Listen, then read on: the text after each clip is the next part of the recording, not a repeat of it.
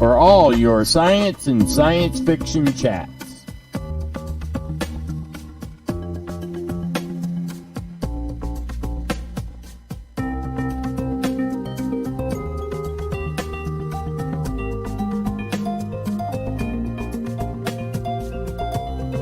Coming to you from WWTR Studios in Central Florida, here is your host, Thomas Fry.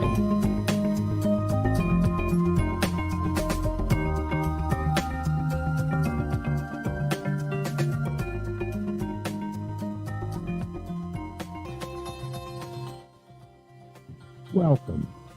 Science fiction. Fiction based on imagined future scientific or technological advances and major social or environmental changes, frequently portraying space or time travel and life on other planets.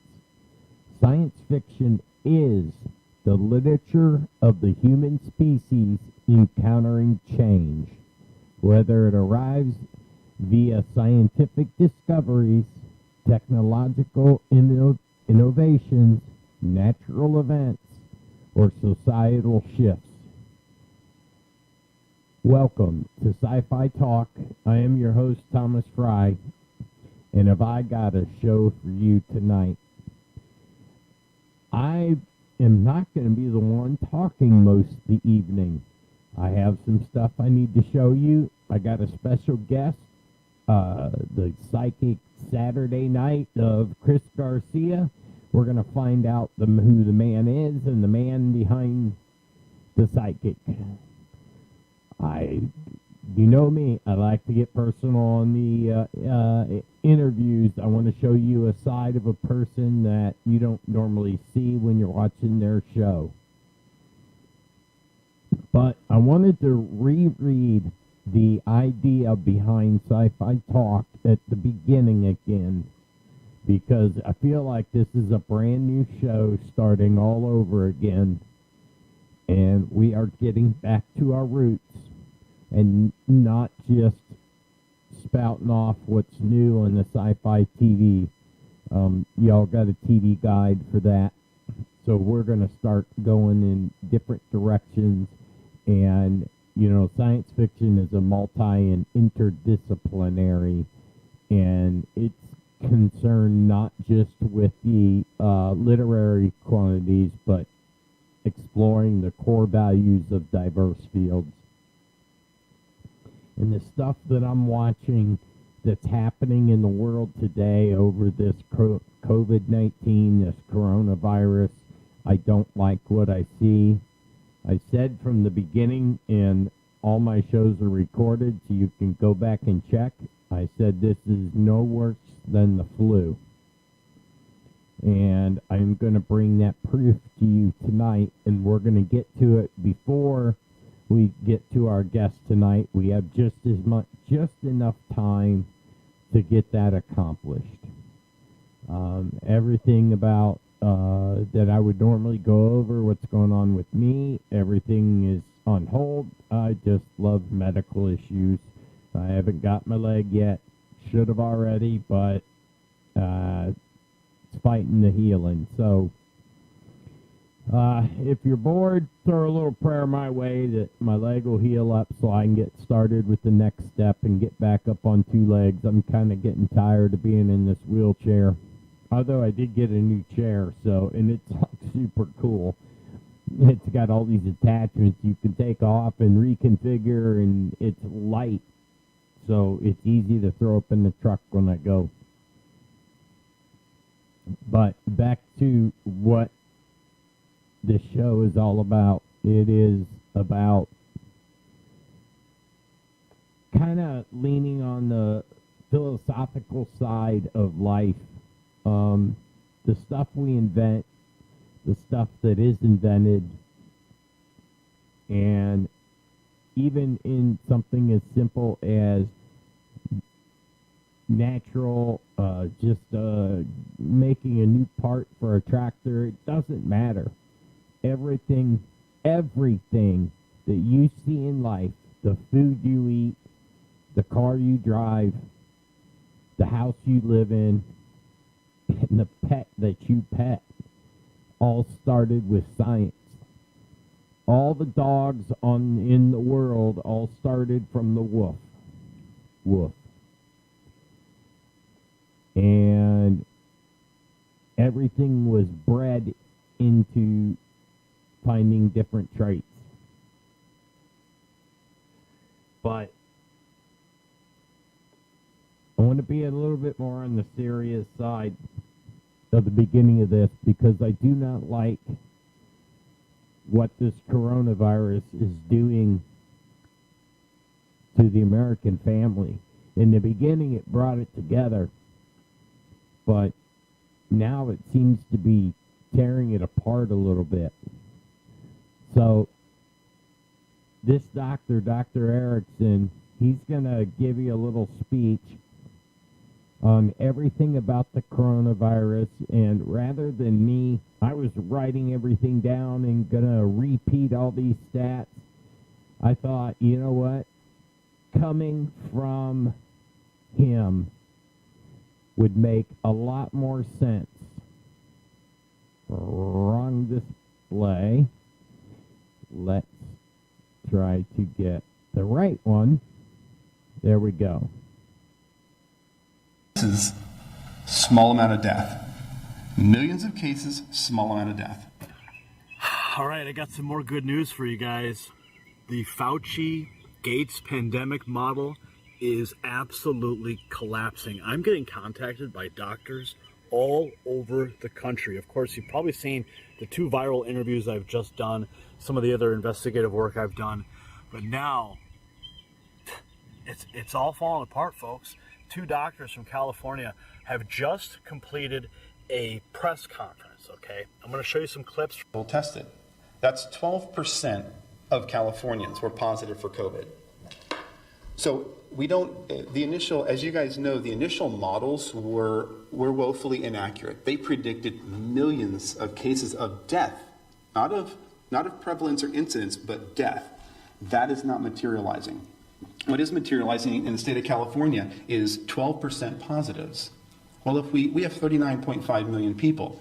If we just take a basic calculation and extrapolate that out, that equates to about 4.7 million cases throughout the state of California, which means this thing is widespread. That's the good news. We've seen 1,227 deaths in the state of California with a possible incidence or prevalence of 4.7 million. That means you have a 0.03 chance of dying from COVID-19 in the state of California. 0.03 chance of dying from COVID in the state of California. Does that necessitate sheltering in place?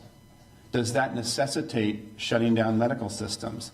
Does that necessitate people being out of work? So think about that question. Has the response been warranted when you look at the actual numbers? How did we react? 328 million people times 19.6 is 64 million. That's a significant amount of people with COVID. It's similar to the flu. If you study the numbers in 2017 and 2018, we had 50 to 60 million with the flu. And we had a similar death rate. The deaths in the United States were 43,545. Similar to the flu of 2017, 2018. We always have between 37 and 60,000 deaths in the United States every single year. No pandemic talk, no shelter in place, no shutting down of businesses, no sending doctors home. That's right. No shutting down businesses, no sending doctors home. Now, he detailed the massive disruption that's taking place inside the health systems in California and how severe disruptions were accelerated as we have people coming in 7 in the morning till midnight. We're reporting to the health department. We're calling patients back. And at the same time, our volumes have dropped significantly. The hospitals, their ICUs are empty, essentially. And they're shutting down floors. They're furloughing patients. They're furloughing doctors. So the health system has been evacuated in certain places. In New York, the health system is working at maximum capacity. In California, we're really at a minimal capacity. getting rid of our doctors and nurses because we just don't have the volume. The hospitals don't, as I've met with our CEOs twice in the last week, and we don't as well. So, okay, so this is eye-opening. This is stuff that we've known about. This is stuff we've been talking about. All of this verifies the Stanford study, the University of Southern California study that talks about just how widespread this thing really is. And then he goes into a point about the data itself. He's just reinforcing these facts that need to be shared across America, that this thing is not as deadly as they made it out to be, as Fauci and Birx and Bill Gates, fear-mongering across America, amplified by the media. No, listen to this doctor now talk about the actual death rates. We're sharing our own data. This isn't data filtered through someone. This is our own data. We found 6.5%, and then California has found 12%. So the more you test, the more positives you get, the prevalence number goes up, and the death rate stays the same. So it gets smaller and smaller and smaller. And as we move through this data, what I want you to see is millions of cases, small amount of death. Millions of cases, small amount of death. Millions of cases, small amount of death. He wanted to drive that point home because he knows that the numbers are proving Fauci, Gates, and Birx absolutely wrong. He's painting the picture that the response to this thing was completely misguided. Now wait till you hear what he says about the New York numbers and the actual percentages when you extrapolate it out across the entire population of New York and the actual death rate, the percentages. Listen to this. Let's go over their numbers. Cases of COVID as of yesterday, 256,272 cases in New York State, not New York City, New York, the entire state. They did a total of 649,325 tests. That's 39% of New Yorkers tested positive for COVID-19.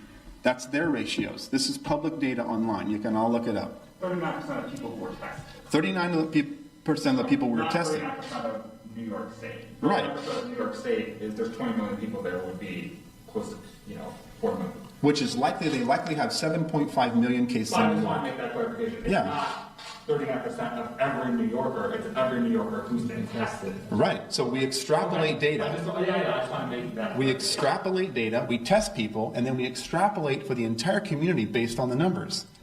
The initial models were so inaccurate, they're not even... But in those initial models, a lot of them were based off if we did no social distancing. Right. Is that correct? So is it really fair to say, obviously they're not as bad as they were because those were based on alternative scenarios? And some of them were based on social distancing and still predicted hundreds of thousands of deaths, which has been inaccurate. So in New York, the ones they tested, they found 39% positive.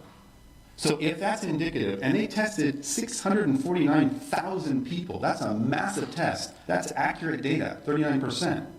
So if they tested the whole state, would we indeed have 7.5 million cases? We don't know. We will never test the entire state. So we extrapolate out. We use the data we have because it's the most accurate we have versus a predictive model that have been nowhere in the ballpark of accurate. So how many deaths do they have? 19,410 out of 19 million people, which is a 0.1% chance of dying from COVID in the state of New York. And they have a 92% recovery rate. If you are indeed diagnosed with COVID-19, 92% of you will recover. So we're seeing millions of cases, small amount of death. Millions of cases, small amount of death. And now, the doctor compares Sweden versus Norway's numbers because one nation completely shut down, locked down, and the other didn't. Left their economy wide open. And the numbers speak for themselves. Listen. When you bring up a system of lockdown, you automatically have to compare it to a system of no lockdown. Sweden and Norway. I'm Norwegian. Norway has lockdown. Norway has lockdown. Sweden does not have lockdown. What happened in those two countries? Are they vastly different? Did Sweden have a massive outbreak of cases? Did Norway have nothing? Let's look at the numbers.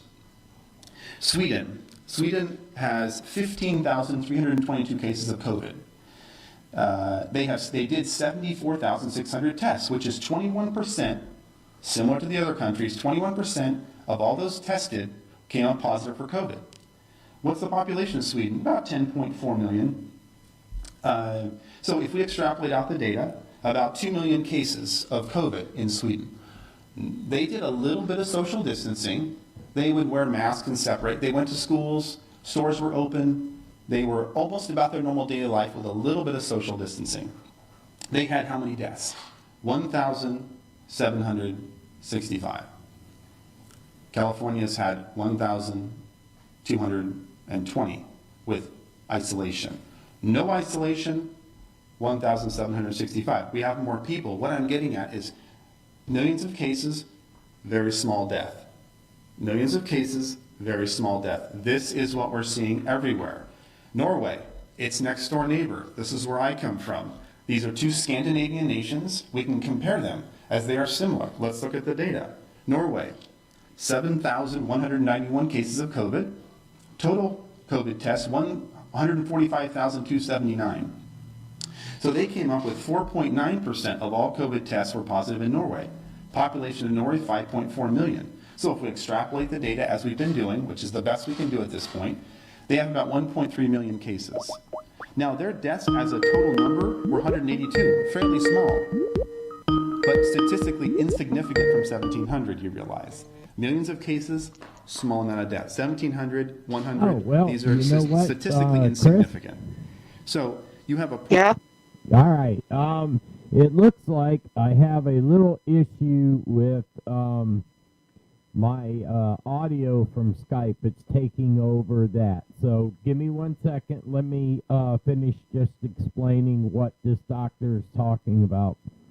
Okay. And after the video gets posted, for everyone that's listening, you can go back and you'll be able to look in the description of the video in the bottom, and you can go to this video and watch it directly. I couldn't find the original video in time for the show, so I had another patron's video to I had to leave his insert in there where he was just kind of explaining what the doctor was talking about, and what he was saying is when you put two countries side by side and you have one that does social distancing, they stay at home, they follow the guidelines, and then the country of a similar size right next to it does the exact opposite, doesn't shut the country down, doesn't kill their economy, doesn't put people out of work, and they have the exact number of cases of people that are getting sick. So it doesn't matter what you do with this COVID-19, it's going to be the results are going to be the same. And it's similar to the flu. The bad part is they don't have a cure for it right now, but they're working on it diligently. You have, not only is the militaries of the world working on it, you have Russian, Chinese, American, you have critical doctors from WHO and from America, and you got the CDC, and you got so many people working at working on a cure for this. Now, they have last week they only had 2 different treatments for this that they were putting into human testing. This week they got 4. So there's 4 different cures that different doctors are working on to cure this. So although it may be a year or 2 before we actually get a what do you call that? A vaccine for it.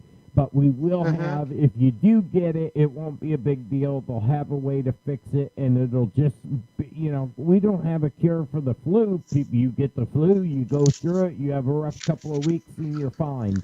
And about the same number of people die from that die from the flu. So check out this video. I think, which one is it? I gotta figure out which. Well, I'm looking at it right now because I'm looking at you talking to me. Well, no, I know that. I'm trying to. Oh, there it is. Okay, I was trying to turn it off so I could turn you on and get you up here posted. That would be Skype guest. There you are. All right, so. Okay. I can see. I'm helping you with the chat because I'm looking at everybody in the chat. So I was just. Oh, okay. But just tell me when you're ready for me to speak, and then let me know. We are about to. I just wanted to get that. Let me get this. There we go. Okay, now I got you to the right size. All right, let me introduce. This is Chris Garcia. He has a show here on GERN where he has people call in, and you can go into the chat room and ask questions. He's got his chat room going, so we'll be able to get the questions as we go throughout the interview. So if you got a question or if you got something that you want to ask him, I will shut up and let him talk and help whatever question the person has. I'm kind of curious to see this.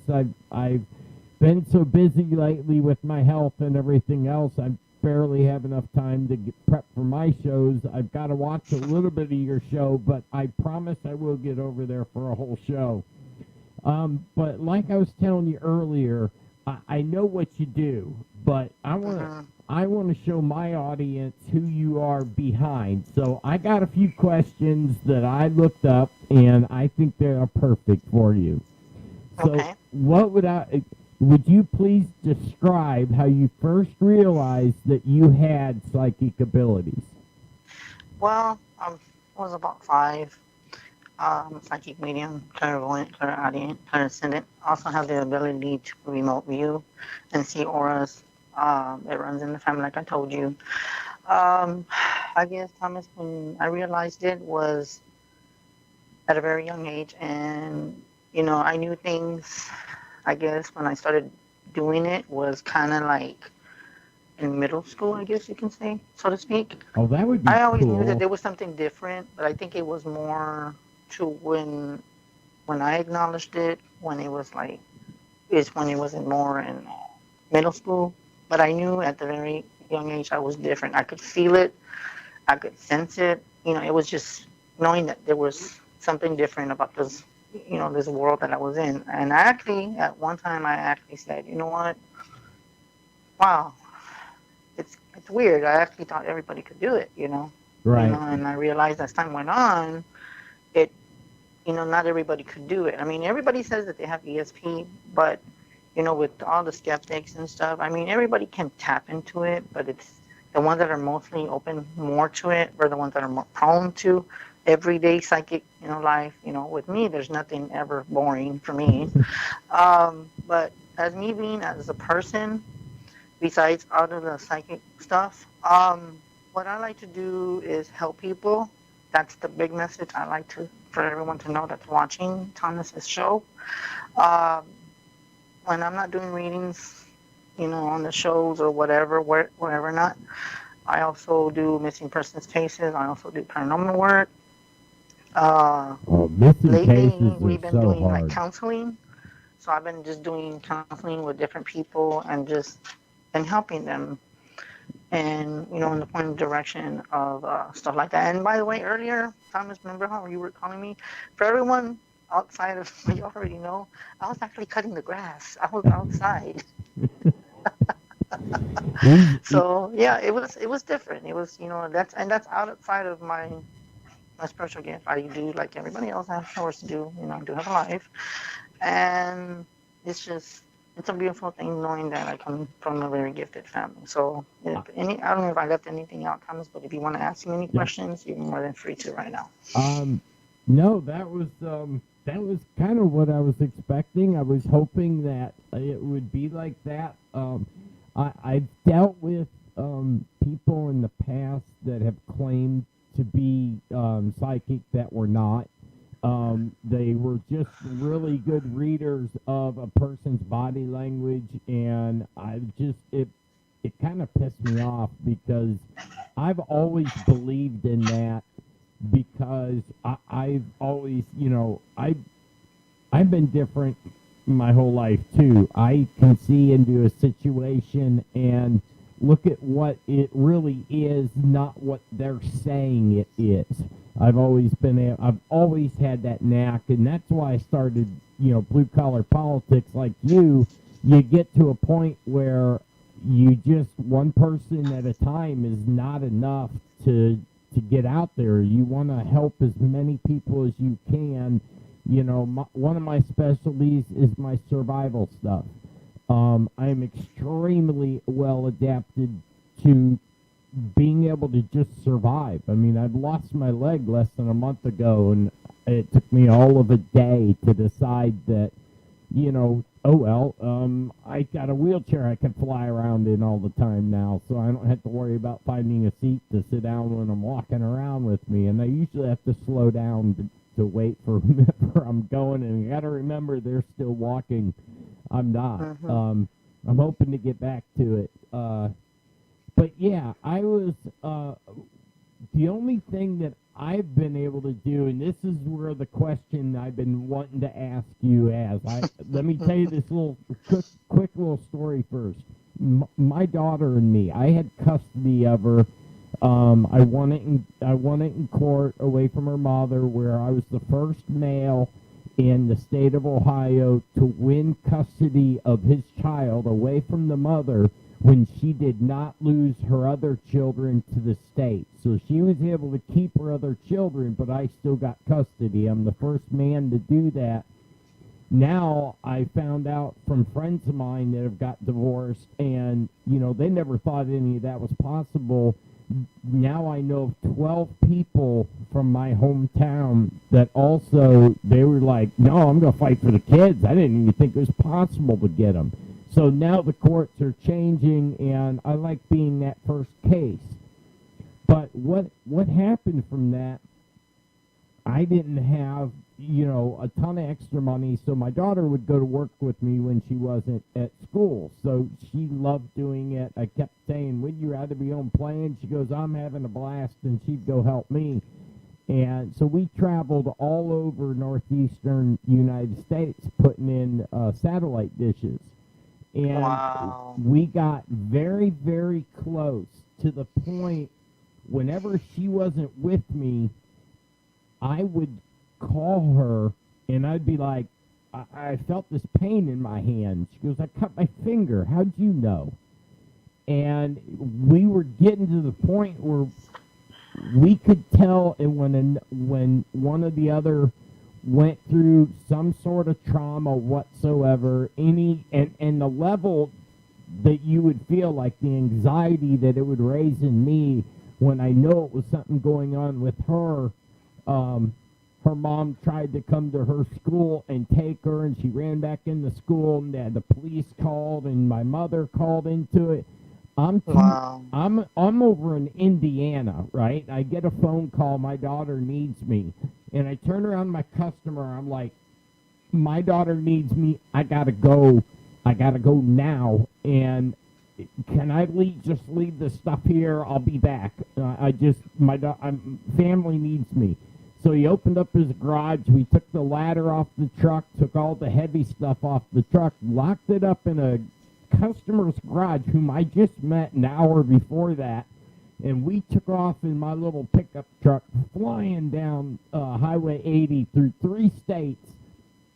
And I've always been good at driving a little bit fast and never running into a cop. The only time I would ever run into a cop, like you're driving down the highway and you get behind 2 vehicles and I can't get around them for some reason, so I slow way down, and then all of a sudden I see a cop go by in the middle. Now, is that something that I'm doing, or I've been doing that for 40 years? That can't be a coincidence. I've never gotten a ticket, and every time I've ever seen a cop, I was already doing 55 miles an hour. And like when I went to see Daryl, that's 800 miles. I only slowed down twice down to down to 55, and both times I saw a cop. But the rest of the trip, I didn't see a single one. I was doing 80 mile an hour on the cruise control, just flying. And I was out there by myself. There wasn't a lot of people out there. But it is, so that's me being able to feel my daughter, and the, is that like a typical thing that... To be honest with you, with what I feel with that situation, when you're telling me that story, like you said, you grew up different. I want to say that you were connected. Of course, she was your daughter, but it was like that bond that you have. You know where your kids are, and you know when something is wrong. With any of them. And yeah, with anyone, and when you have that bond, it's sometimes it even scares you. And I bet you this happens to you, Thomas, and I don't know if it does, but if it does, you can give me some validation on this.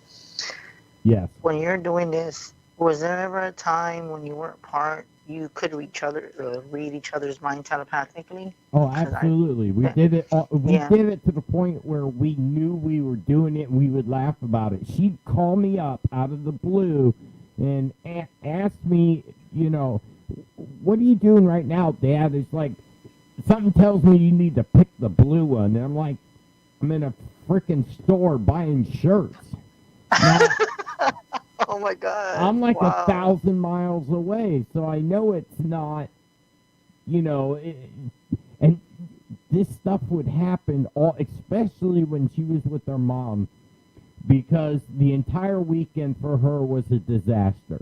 From the minute because she did not like being there, and even when she was there after she was 18, I could still feel it, and it drives me nuts, because we don't have the best of communication right now, but I still, every event, and when I read her Facebook page or check in with a friend, I find out what had happened.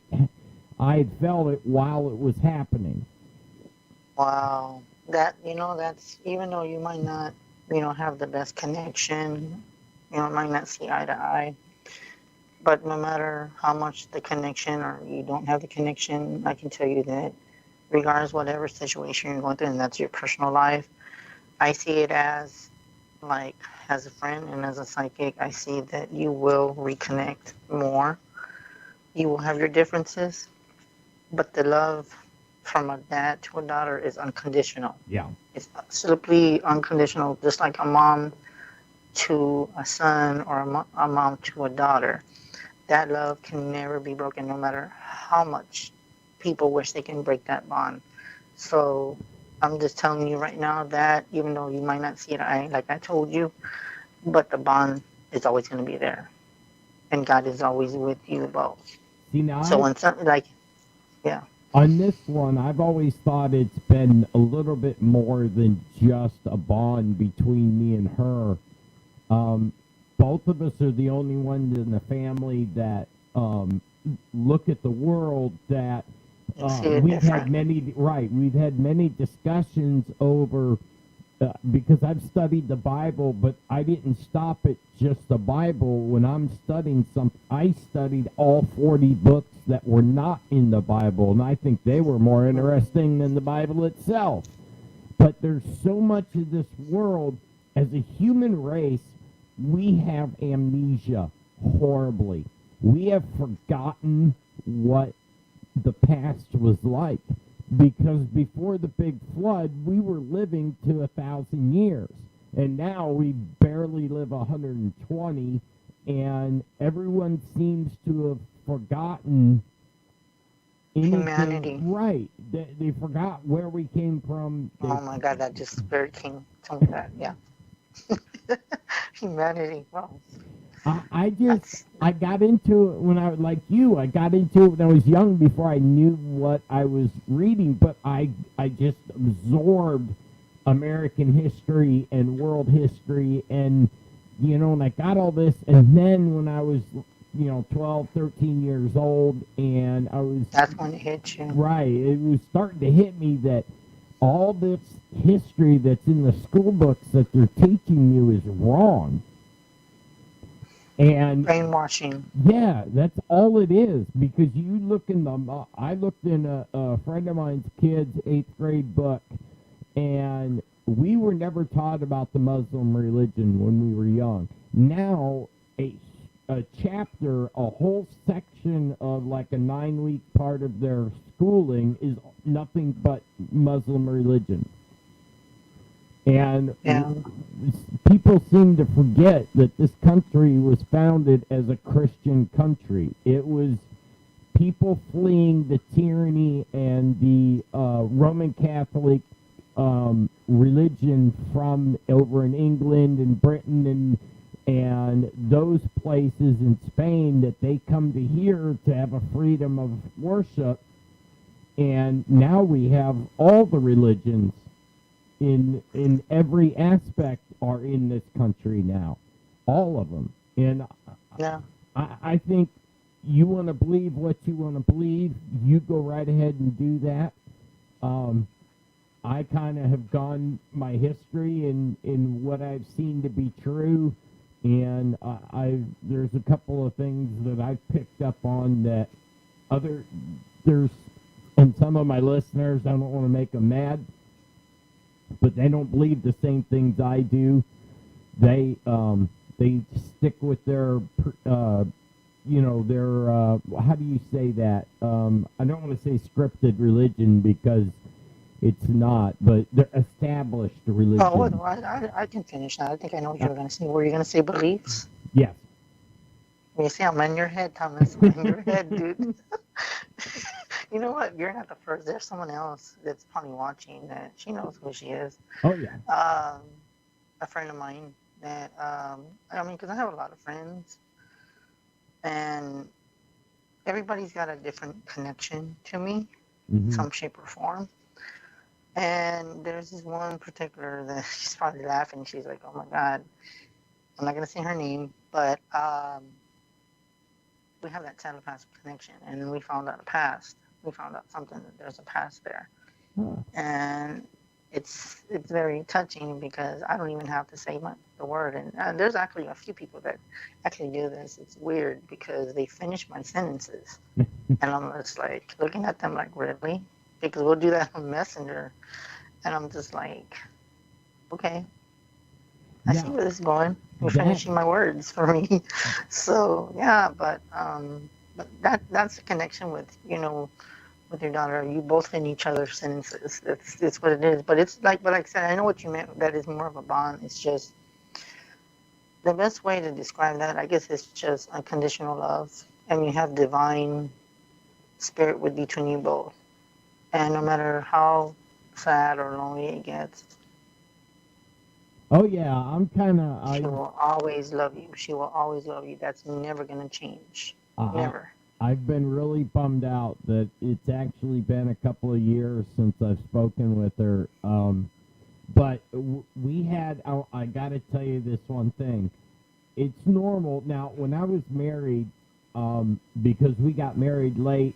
We were together for 10 years overall, and we didn't get married till the end, and then she turned them in the marriage papers into ownership papers, and I was gone. But, when you said finish sentences, and yeah, we could do that all the time. But when it got, after a couple of years when I had custody of her, she could start my sentences. Now, that to me is talent. But the exact words I'm going to say, she can not just finish, start the thought, even if it's a different thought than what we're talking about. I'll get ready to say something, and then she will pop off the sentence. She's quick about that, and I'm like, stop doing that. That's crazy when you do that. Yeah, I can relate to that. I mean, a 7-10 word sentence, the whole thing, exactly as I was about to say it. So I've always thought it was more than just the unconditional love. I think it has something to do with everything that I've studied in the past and the fact that I am very open-minded, and so is she. I brought her up that way, to be open-minded. And as you read, as you know your history and you know what you learn, you have to be open-minded enough to be able to, when something else is presented that shows you it's a different way, you have to accept it, whether you may not always like it, but it's the truth. And I would rather be disappointed and know the truth than be happy and belligerent of the true history. Mm-hmm. That's very true. And you know what's funny when you were talking about religion? You know, it's so weird. From when I went to school, I see things differently now. And I don't remember ever even, well, I do remember quite things of, and it's weird because I remember kindergarten, I remember first grade. I can't remember back that Second far. and third, I don't remember. Fourth, if it is a ton, I remember it's kind of like a blur. Fifth, sixth, and seventh, it's just, I remember everything else. And there's reason for that.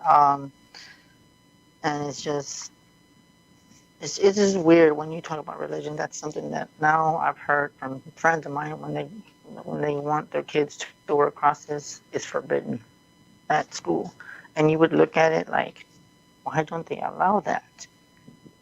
That's something that's a total good subject to talk about. Why do they not allow any kind of like crosses or anything? Because it's just weird how. I have that answer. For the last 20 years, they have slowly been removing Christianity out of the school system and the government. You get these people that, and it's usually one or two people that if they scream loud enough, they get their change. But by just saying they're offended and suing over, I mean, it's ridiculous what they have taken the Christianity completely out of the schools. This country was founded on Christian values. And to remove that out of our society is wrong. Our government... Exactly. It's the religion that balances the government. So they have to be together but yet separate. Like the three branches of government that they're supposed to be, and they're not anymore. I saw a law passed here in Florida, 62%. It took the Democrats 30 days to take that law and call it unconstitutional by one judge in one county at one court hearing, and they eliminated that law. That's sad. When you look back at how we grew up, everything, the values, it changed. And the more I look at it, it's kind of like everything's corrupted. Yes. And you know what's funny, too? Because I'm going to tell a few people out there, like for my friend Stacy and Amanda, Faith, Christopher, if you're watching, I'm pretty sure you're going to relate to this one. Everyone that knows me, and it's weird because most of the people are gifted, and I'm pretty sure you can relate to this, Thomas, I'm going to tell you what it is. As a communion or as people, some of us, we feel like we have this load on our shoulder, like we're supposed to carry the load in our hand. Like the more I look at it, it's kind of like everything's corrupted. And you know what's funny too is we feel like we have this big responsibility, and we take so much of empathic pain that we carry because we feel like we have an obligation. That's a big word. Obligation to do to what we can fix, and we can't help everyone. But just even sometimes, if there's people that don't believe in psychics, mediums, whatever you say. Oh my gosh. Maybe just even going up to them and saying, you know what, God loves you. And right as you said that, I was looking up to my questions because I was looking, this is the question I'm looking at. So this will get you. When do you avoid telling people that you're psychic? Right as you were saying that, I looked up and picked that question, and I didn't, I kind of picked it and then focused in on it, listening to you, what you're saying, and I'm like, oh crap. I picked the exact topic that so you answered the question before I ever had a chance to ask it. Good job. So that already tells you kind of get an idea of I'm in your head. So yeah, that's scary. And this is the first time you ever worked together, Thomas. But that only tells me one thing is that we're teamwork, and that's another subject. That credit goes. People just don't even know the meaning of teamwork. Yeah. Don't even know the meaning of that. And Daryl is the one that is putting this team together, and every one of us, as we come on board, talk with each other, work with each other, however we can help each other out. If there's anything I can do for you, I'm there. The only thing you have to do is ask. So I know you need help with something, and I'm right there for you. I can't do physical stuff, but I got a nice studio here so I can make really cool commercials and stuff. I really like that aspect of the people that he has gotten to do, because he talks to a lot of people that could be hosts, but he picks very few from the huge pool of people that he could get, and every one of us has been a team player, and the one that hasn't been a team player, well, he's gone now, so we don't have to worry about him no more. But the rest of us worked. You and I just really met today when I called you to set up for the show, and I feel like I've known you like an old friend. You know what? I want to tell you like that. You're not the first and you're not the last to say that. I connect so much with humanity. I connect with so much people, and I try to help as much as I can. But there's only so many of us. Like for me, I can't do everything. I know I can't. I try to do it. But I've been told by many people, and they know who they are, that you can't do this alone. If you ever need me, I'll shoulder to, if you ever need my assistance, I'm here for you. And there's one in particular that says, you know what? I'm here to help you. Nothing else. I'm not here for the show. I'm not here to get publicity. I'm not here for any of that. I'm here for you. That just you. Is rare, cool friendship to have. Yes. And I'm going to tell you the truth. I got so emotional when I heard that. It melted my heart because I was like, that's like 1 out of 1,000,000. Yes. That is a definition of a soulmate. You don't have to be, a soulmate does not have to me, a soulmate does not have to be your significant other or, guy or girl, doesn't matter. If you connect with someone on that type of a level, they can be a friend and be a soulmate. I mean, I've had friends that my really good friend now, lately we haven't been talking because, he's got new babies and, he's got twins on top of it with the new house, and he's got every car breaking down at a time right now, and he's kind of struggling.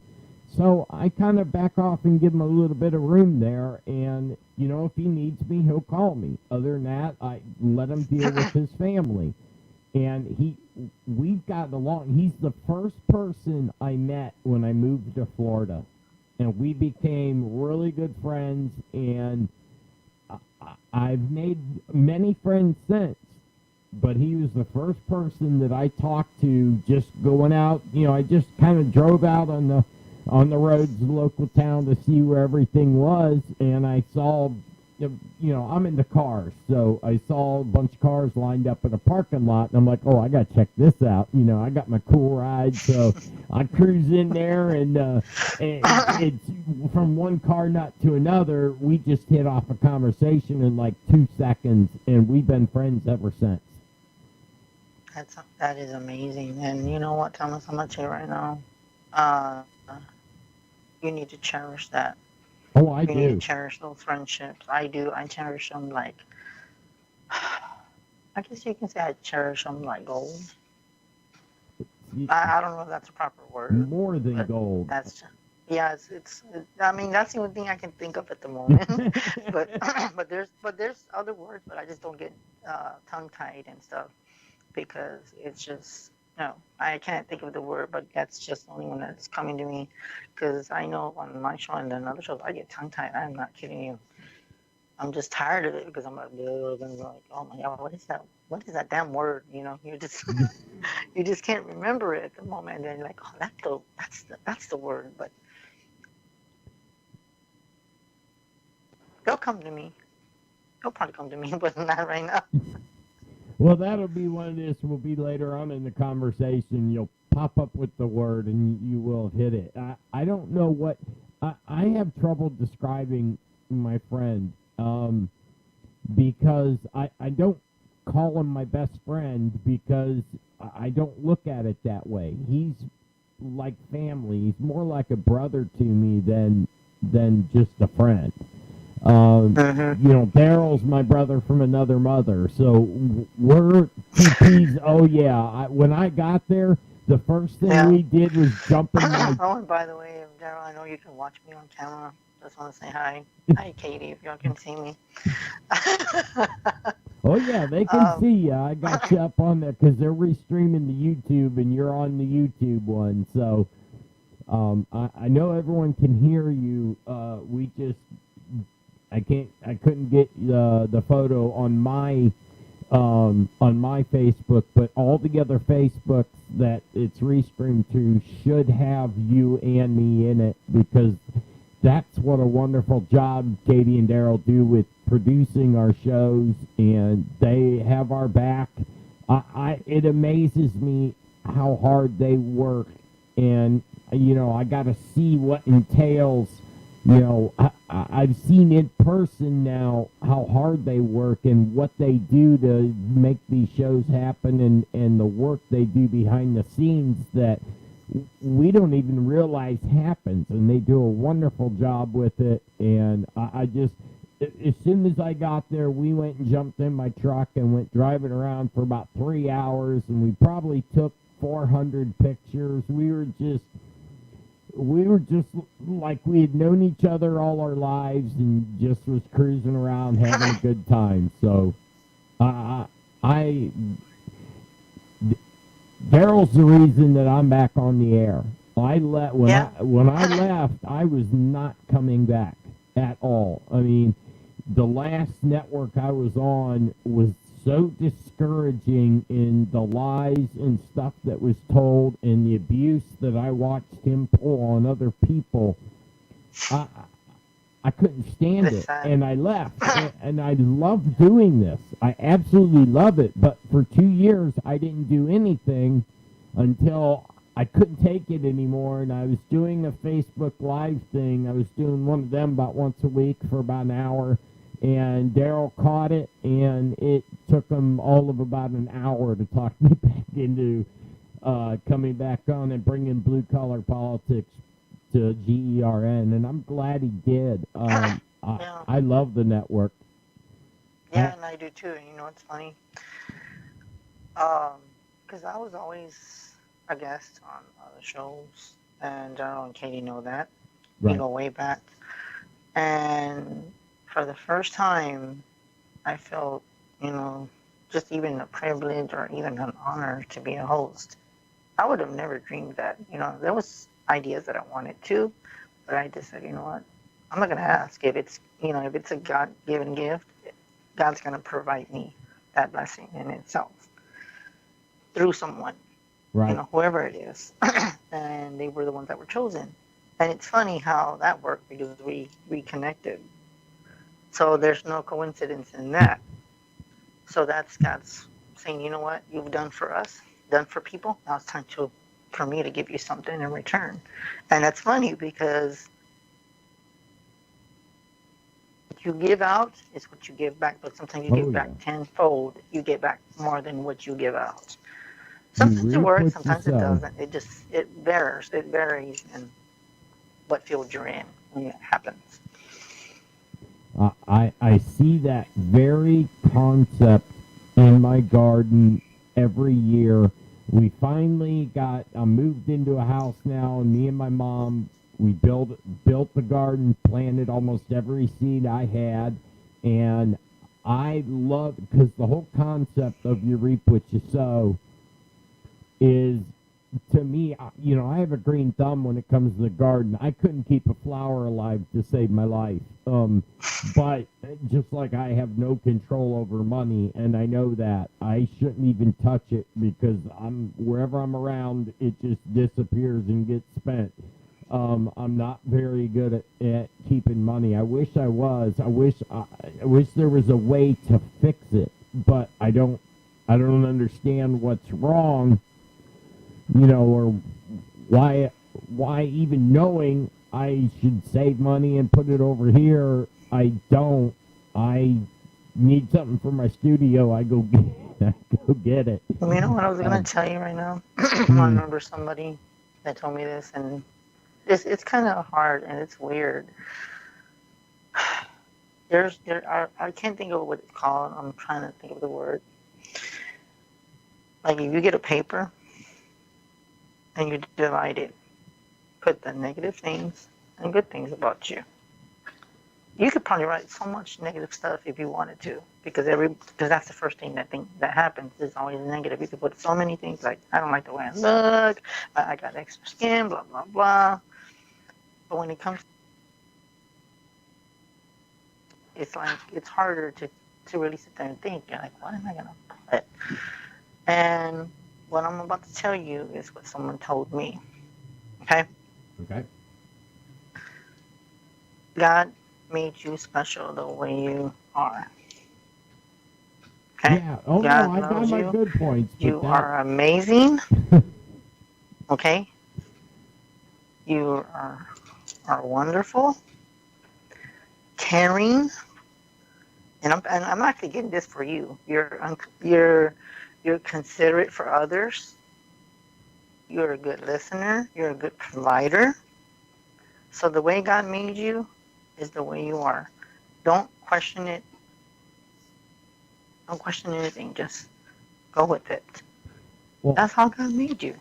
I have been, but there's a few people in my life that do ask, why can't you handle your money better? And I'm like, I don't have an answer for them, and I wouldn't have an answer either. They told me that. I wouldn't think it. You wouldn't think about it at the time.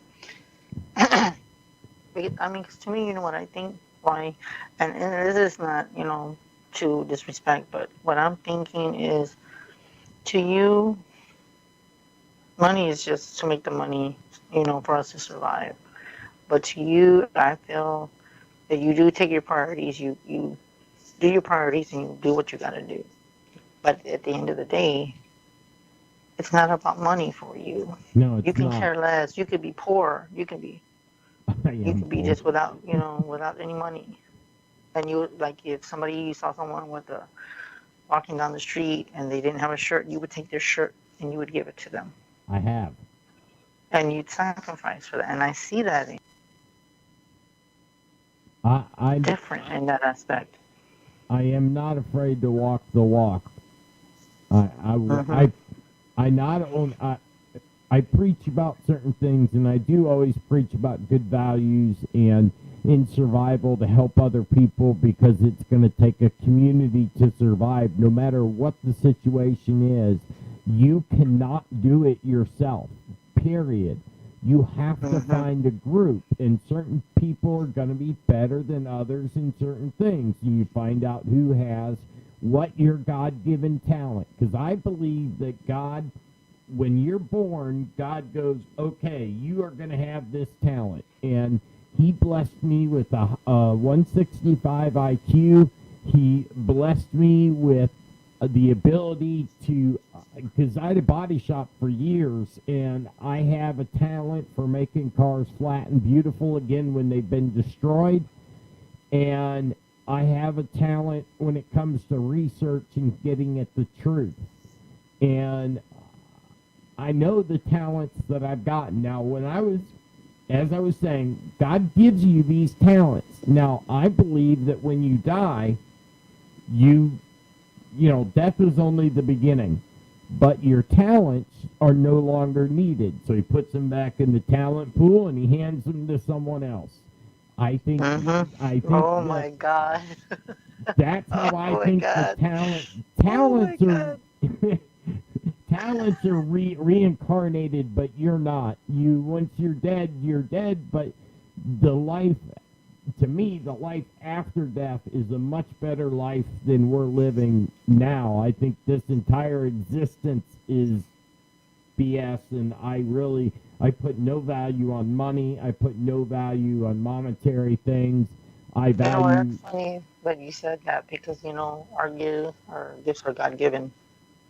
And it's funny you said that. You know what I got when you said that? What? Our gifts are borrowed. A what? Our gifts are borrowed. Yes. God gives us a gift and he puts it in us. And then once we die, it comes out of us and it goes to somebody else. Yep.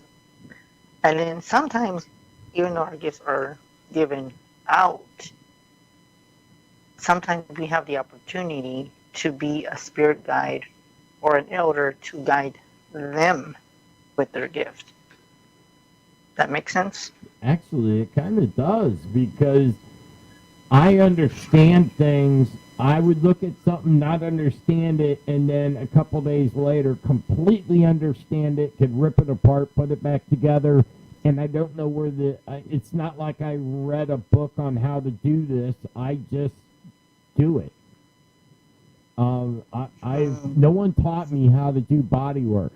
I just, I looked at a very... You knew it. Right. You knew it.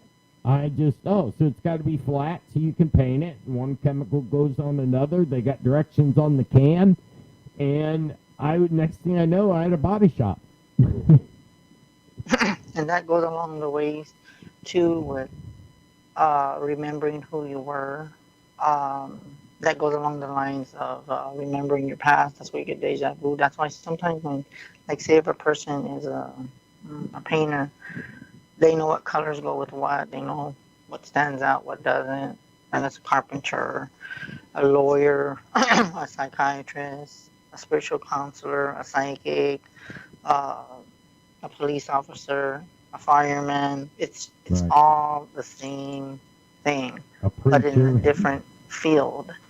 They're all given a gift to understand, to understand that. So yeah, so that does make sense, what you said. It really does. And when you look at that, what you just said, that's why I went like this and I said, oh my God, you really made me think about the gifts. So I just wanted to tell you, Thomas, thank you for sharing that. I really do. No problem. That's what we're here for. And I've learned along I the just wanted way. to say thank you for sharing that because that does mean a lot. It really does. You are welcome. So I don't do good with compliments, so I've never really been that good at receiving them. and so that does mean a lot. So. But I very much appreciate that. I really do. I mean, you're welcome, and you know what? And it's, to be honest with you, it's an honor to to know that I'm on your show, and like, it's funny because I do feel like I've known you forever, and it was funny because we were always trying to get on the show, so it was weird, like we could never connect, and I'm gonna tell you right now, there was a reason for that. It was like I was told that it was in divine timing. That's why it happened that way. That's exactly what it happened. It was meant at a certain time and frame. That's why we couldn't connect, because you were going through your stuff and I was going through my stuff. Daryl, so we were trying to find each other, and look what happened. Yes. You basically are the third guest of my show ever. And your name is in very good company. Race Hobbs owns Paranormal Radio Network, which he has all his own hosts and everything, and then he'd come on my show to on blue collar politics so he could talk about family, because I like interviewing it doesn't matter who they are. When I get them on, I want to let them talk about their family, let them talk about what they do, something that's dear to them. I mean, he goes on the radio and talks about paranormal stuff all the time. He doesn't want to come on my show and talk about paranormal stuff. He's got a whole network. He's making money. I have no listeners compared to the people that he has listening. He has thousands and thousands of listeners, and then I interviewed, I can't remember his name now, but Daryl has been trying to get me to interview people for years. And, Dave Emmons, I interviewed, and then he became a host. So, he was the second person, he was the first person, Ray Hobbs was the second, and you are the third person I've ever interviewed. I'm very picky about who I let on my show, because I'm not a big fan of doing interviews. I'd rather just chit-chat with someone and, find out, do we have similar interests? Do you understand the histories of the world, and, what your thoughts are, and how you look at family and stuff like that. It's just, I'm having trouble explaining it, but it's just, yeah, I understand. I'm picky, and I got so much to talk about that. I mean, I got 3 shows, and I don't need a guest to get through 4 hours of show. I can just go. Because the whole time I wasn't on the air, I was still studying and being handicapped, other than me being in college, which I now have my degree.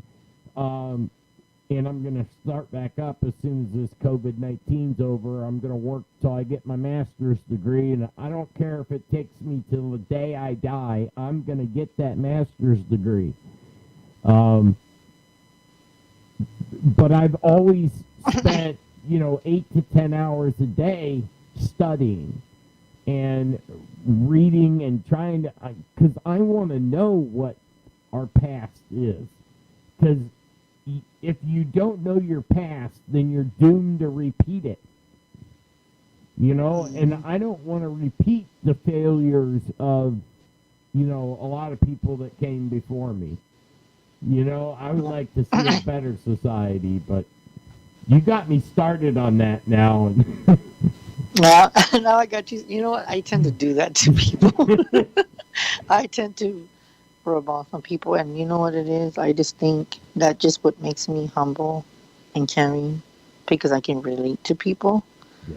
And like I said, God does not make mistakes with giving people. He knows who to choose. He knows what gives and what people say, okay, I'm going to choose you. I'm going to choose you, and I'm going to choose you to be this and it's just, he knows.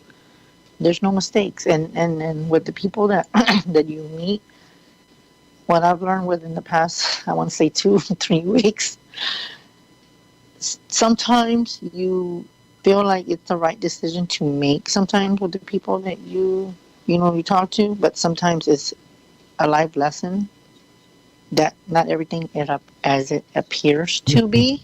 Right. And then there's sometimes where there's a lesson you need to learn from it, and then you gather up and then you move on. It's okay, you know what? I'm not doing that mistake again. So not everything is, it's a lesson, and sometimes God will just throw you this. I say, okay, you know what? I'm going to throw you this lesson. I'm going to put something in front of you, and you stand back and you're the observer. So you're like trying to see what you can see from outside in. Not everybody sees their own life because they're so, what is the word I'm looking for? I want to say clouded. I don't know if that's a proper word right now. A mirror never shows exactly what you're looking at. So every time you look in a mirror, you're not seeing your true self. The only way you can truly see yourself is to step out of your own body and turn around and look. So the mirror always embellishes. It's a reflection. Exactly. I think it's a reflection of more of your feelings than it is your physical body, although it shows your physical body. But you look at it at the emotion that you're feeling, and that's what you see when you look in the mirror. So if you're happy one day, your complexion's completely different than if you're angry. So when I look in the mirror, I see different people. And I never see the same person twice. I always see someone else when I look in the mirror. It's been kind of weird. And you just said, here we go, we did it. You did it again. I was going to ask you, I lost my leg a month and a half ago, but I have not figured out what lesson I am supposed to learn from that yet. As you were talking about, I swear you hadn't got to that yet, and that's when you're freaking me out a little here, because that's like the third time tonight you started talking about a subject that I was just getting ready to ask you, and that is the lesson I have not figured out. Why God never throws anything at us we can't handle. But why did he think I can handle losing my leg? I ain't figured that one out yet. You know what? Well, I can't figure it out because I don't know you yet, in that aspect. But maybe it's probably... that's a good question. Now I got to think about that one. The only thing I can say is to not give up. Oh, never. And to have the courage that if something happens to you, that gives you the courage to be even more stronger, to motivate you to go further, if that makes sense. Adversity makes me grab the rope tighter, stick my feet in the ground even harder, and pull harder. I don't slow down when I fail at something, I just simply turn around, get back up, grab the rope, and try to pull it again. I don't stop till I get it. I'm kind of a pit bull like that. Yeah. It gets me in trouble. Yeah. And you know what's funny is that when you're telling me that and you're asking that question, sometimes we take things for granted. And I don't know if this sounds right or wrong, but I'm not the person, that's not my place to say. But the only thing I can think of is that if we take things for granted, sometimes things are taken away to appreciate life more. I don't know if that makes sense, but that, like I said, that's not my place to say. Yeah, it does. Because it doesn't make it right for your leg to lose your leg, but there is a reason. It's just that you gotta, and it's funny that you said about mirror. I think the only thing I could say is that look within yourself when you look in that mirror and have your inner soul and ask, why didn't I lose my leg? And the first thing that pops up is the correct answer. Now the thing is, once you get that answer, you need to be able to accept what you were given, what the answer that you got. And that's another thing. Not everybody can accept the answer that they're given. Because you want to know why? Because they don't want to hear the truth. Yeah. And if they don't want to hear the truth, then they're just not ready to hear the answer. I don't know. And it's funny because as we're talking about this, I can feel God's presence in me. And, like I said, you wanted to know me. Okay? We're not doing readings. It almost feels like more of, I don't know what the proper word would be. I don't want to say insight, because that's almost like a reading itself. There's another word. See, I'm getting, my mind's going 100 miles an hour, trying to catch up with what I'm saying. There's more to it. There's more to it. There's more to our lessons. There's more to life in itself. There's more to when we cross over. The life continues. The only thing is that on the other side, the vibration is completely different from this realm. Completely different. And it continues. Yeah. So whatever you did in this life, you do it up there, but the only difference up there is that it's a higher vibration. So if you were a radio host, you're going to be doing a radio host up there. Oh, that would be cool to interview Jesus. You know what? I'm pretty sure Jesus will say, okay, if you want to interview me, go ahead. That would be a cool interview. Hmm. I got some questions. So, Yeah, and we all do, you know, and it's like I said, there's more to life than meets the eye. And one thing, let me tell you, hold that thought, because we're like 20 minutes past when I should have already played commercials. So just bear with me. I got to pay the bills for a few minutes, and then we will continue. This is Sci Fi Talk. I'm your host, Thomas Fry. We're with Chris Garcia, our guest tonight, and we will be right back after these messages. Maybe. Are you tired of coming home to find out only that you've been robbed? Did your alarm company call you and tell you that you've been robbed and the police will be there in 20 minutes? No one can stop all thieves, but at CK Custom Security Consultants, we can design and install a real CCTV security system that will give you the evidence you need to put them away. Everyone knows me. Usually when I do interviews, I end up missing the commercials anyway. So I will just read the commercials, and we'll just do it the old-fashioned way because I can't play them.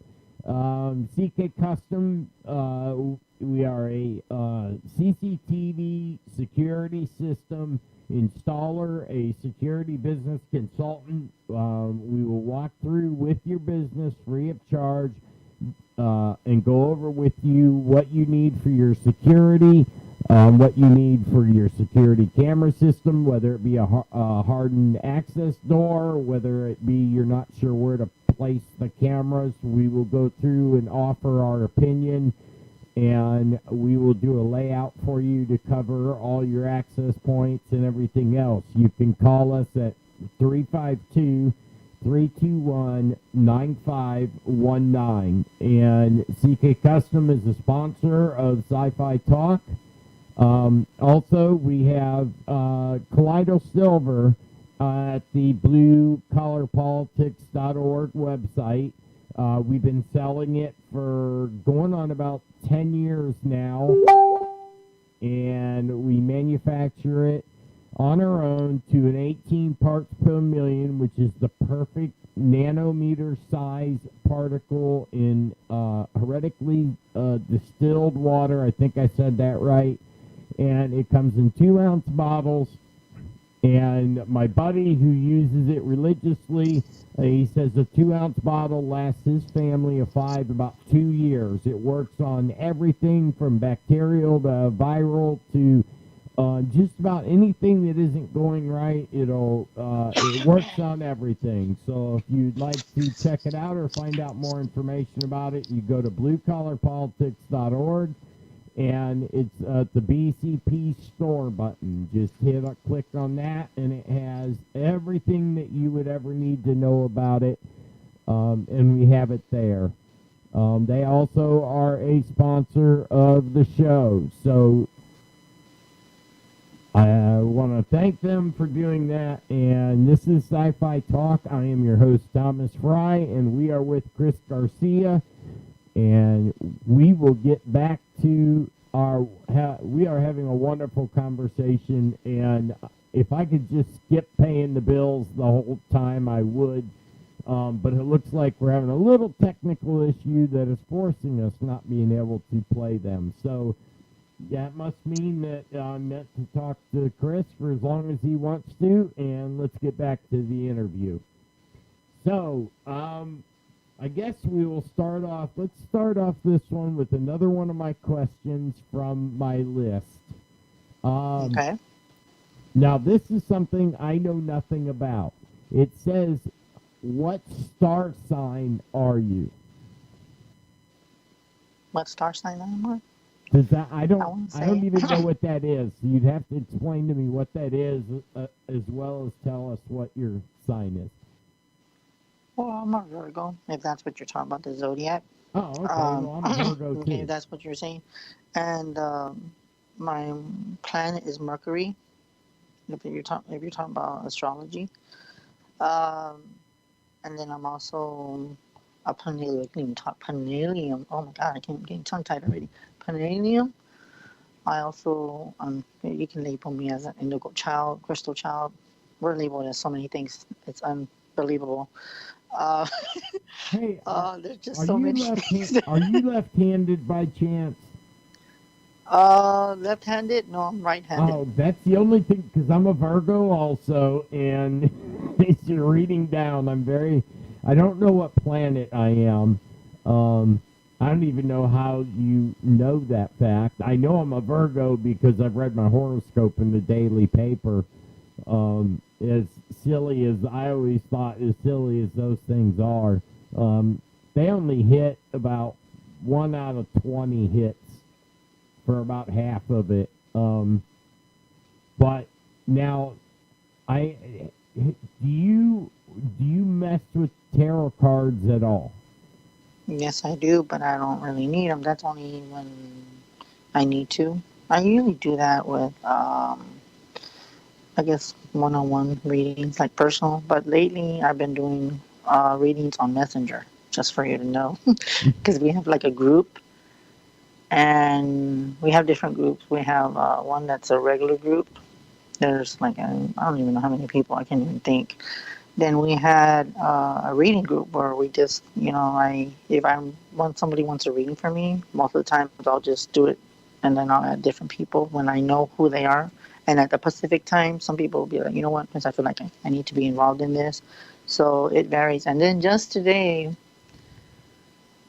and I'm being told to say this, that we just made a praying group. And to me, that's going to be just only with some people that, that know me. And then there's others.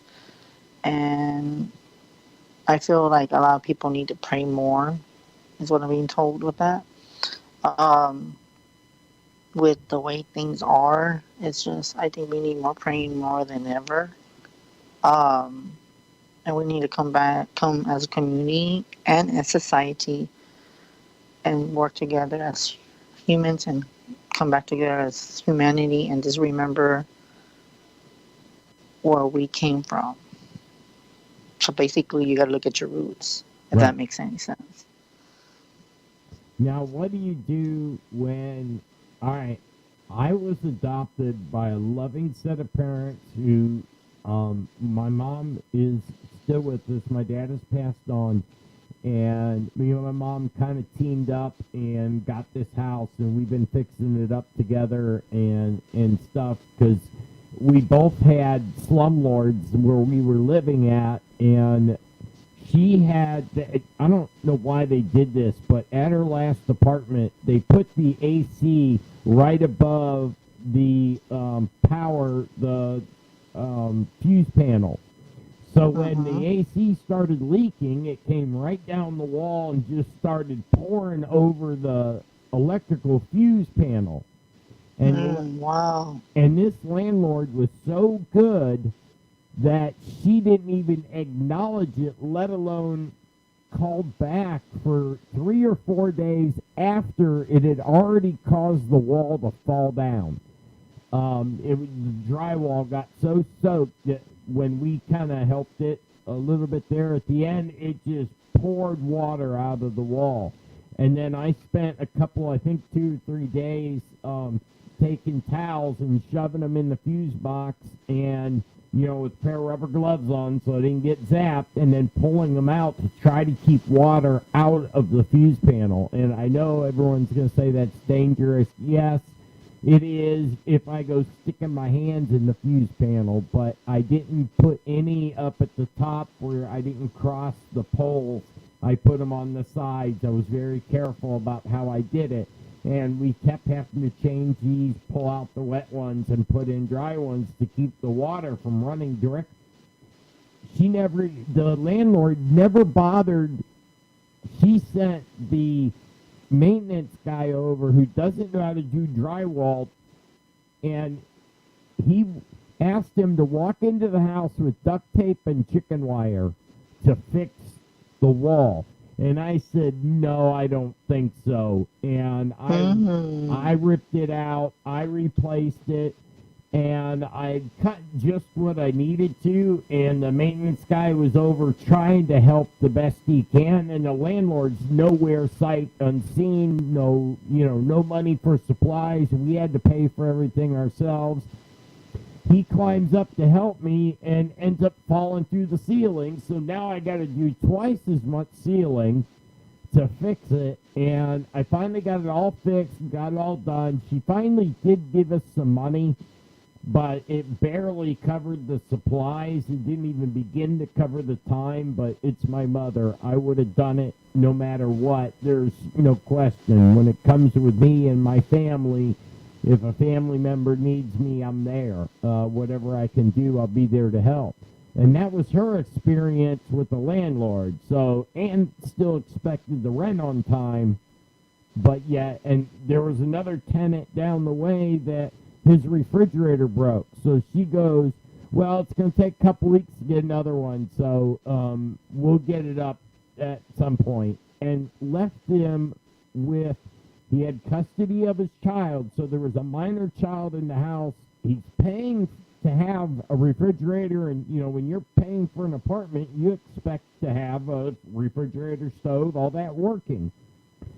He had to go buy ice every day and keep all his stuff in coolers in which he didn't know, and he had to go buy. That's how wonderful this landlord was. So, not very good at all. And mine, I just, I was in Section 8 housing, so you know how that goes. If you are not dying or the roof is not caving in on you, they will not fix anything. So I went for almost a year and a half with no refrigerator, but it would turn on. It wouldn't get cold, but it would turn on, and so they said, "Oh, you don't know what you're talking about. It's working." But yeah, wow. Yeah. So we just said to heck with it. We teamed up and got this house, and we ended up, the previous owner kind of omitted a few issues, and we've got most of them cleaned up and got it. I really like it now. I really like the house. I like my studio. I'm kind of in the foyer because we had to spend the money fixing it up. But, it was such a shame that, and in that Section 8 housing, they're collecting almost $1,000 a month for my brick apartment, and they didn't put a single dime into it for 5 years. Nothing. They didn't even replace the cabinets before me. And that is some crazy crap. Wow. So now I'm happy. I can go out the front door, and we got a beautiful yard, which we got all cleaned up, and it took some work, and I had to replace a whole bunch of plumbing and do electrical work, but all that's done now. And thank God I didn't lose my leg at the beginning. I lost my leg at the end, so I only had to work a few things with only having one leg, but I was able to get it done, and it's a beautiful home now. I mean, it's not just a house, it's a home. Yeah, and that is when you put love into a house, and you put God in your heart, no matter where. You don't have to go to church. You can bring God into your home and you make it a home. It's different from a house to a home. I mean, I'm not saying disrespecting anyone, but if you put love into, most people say, oh, yeah, I'm moving into the house. You can turn it into a home. It's just all up to you. And I do believe that if you put God in your heart, automatically that home is going to be God's home. Mm-hmm. It's God's home. Very much so. It's God's home. And I have to say that. And for Daryl, I like that comment you said. I was looking at Daryl's comment. I'm looking at on the other phone. So if y'all see me looking like sideways, it's because I'm looking at the phone on the comments, and I'm looking at everyone, throwing the hearts and saying much love to everyone out there. And other than that, I just want to say I love y'all guys and for the support and people that believe in me and still believe in me, even though I'm going through a lot of stuff. But, I remain strong-willing, and just move on forward and just keep on going. So I just wanted to say that out there. And I'm not going to say the show. I'm not going to say the show unless you give me permission. I mean, I can if I want to, but out of respect, I don't do that. Okay, well, in case if y'all don't know, me and Thomas are on the same network. So just in case if you don't know. Say the name of your show. Go ahead. Speak it, brother. We're on the Global Enlightenment Radio Network. You are allowed here to... With your very own host. That's what everybody else calls me, the most famous psychic Chris, but I'm just going to change that up. They're very well renowned psychic on the House Parker Files. Yes, sir. On the Global Enlightenment Radio Network. So I just had to just say that. I might just even use that new phrase, renowned psychic. And you can say famous psychic, but I just want to just throw that in there. Now, I was going to post your Facebook page, but then I realized I had all what I was watching on the other computer, and I can't just swing it over. So I'll ask you to type in your Facebook page so people get to see that that's how they can get a contact with you. I can do that. I mean, or people can do that for me. I mean, because there's times where I don't even know how to tag that stuff, Thomas. I wish I knew how to do that stuff. The only thing I did do, when I do the shows, even on mine, and then I did it on yours right now, I shared it on my phone so people could see it. So I shared it on Facebook, and that's why, people that are coming in, because I said, you know what, we got to promote the network, This is what we do. And the way I see it is it's grown. There still needs more, more growing involved. And I feel like I told Daryl this, that we're going to grow so fast, it's going to be unreal. Yeah. And I've gotten validation for that. So Daryl's like probably screaming his ass off and be like, yes!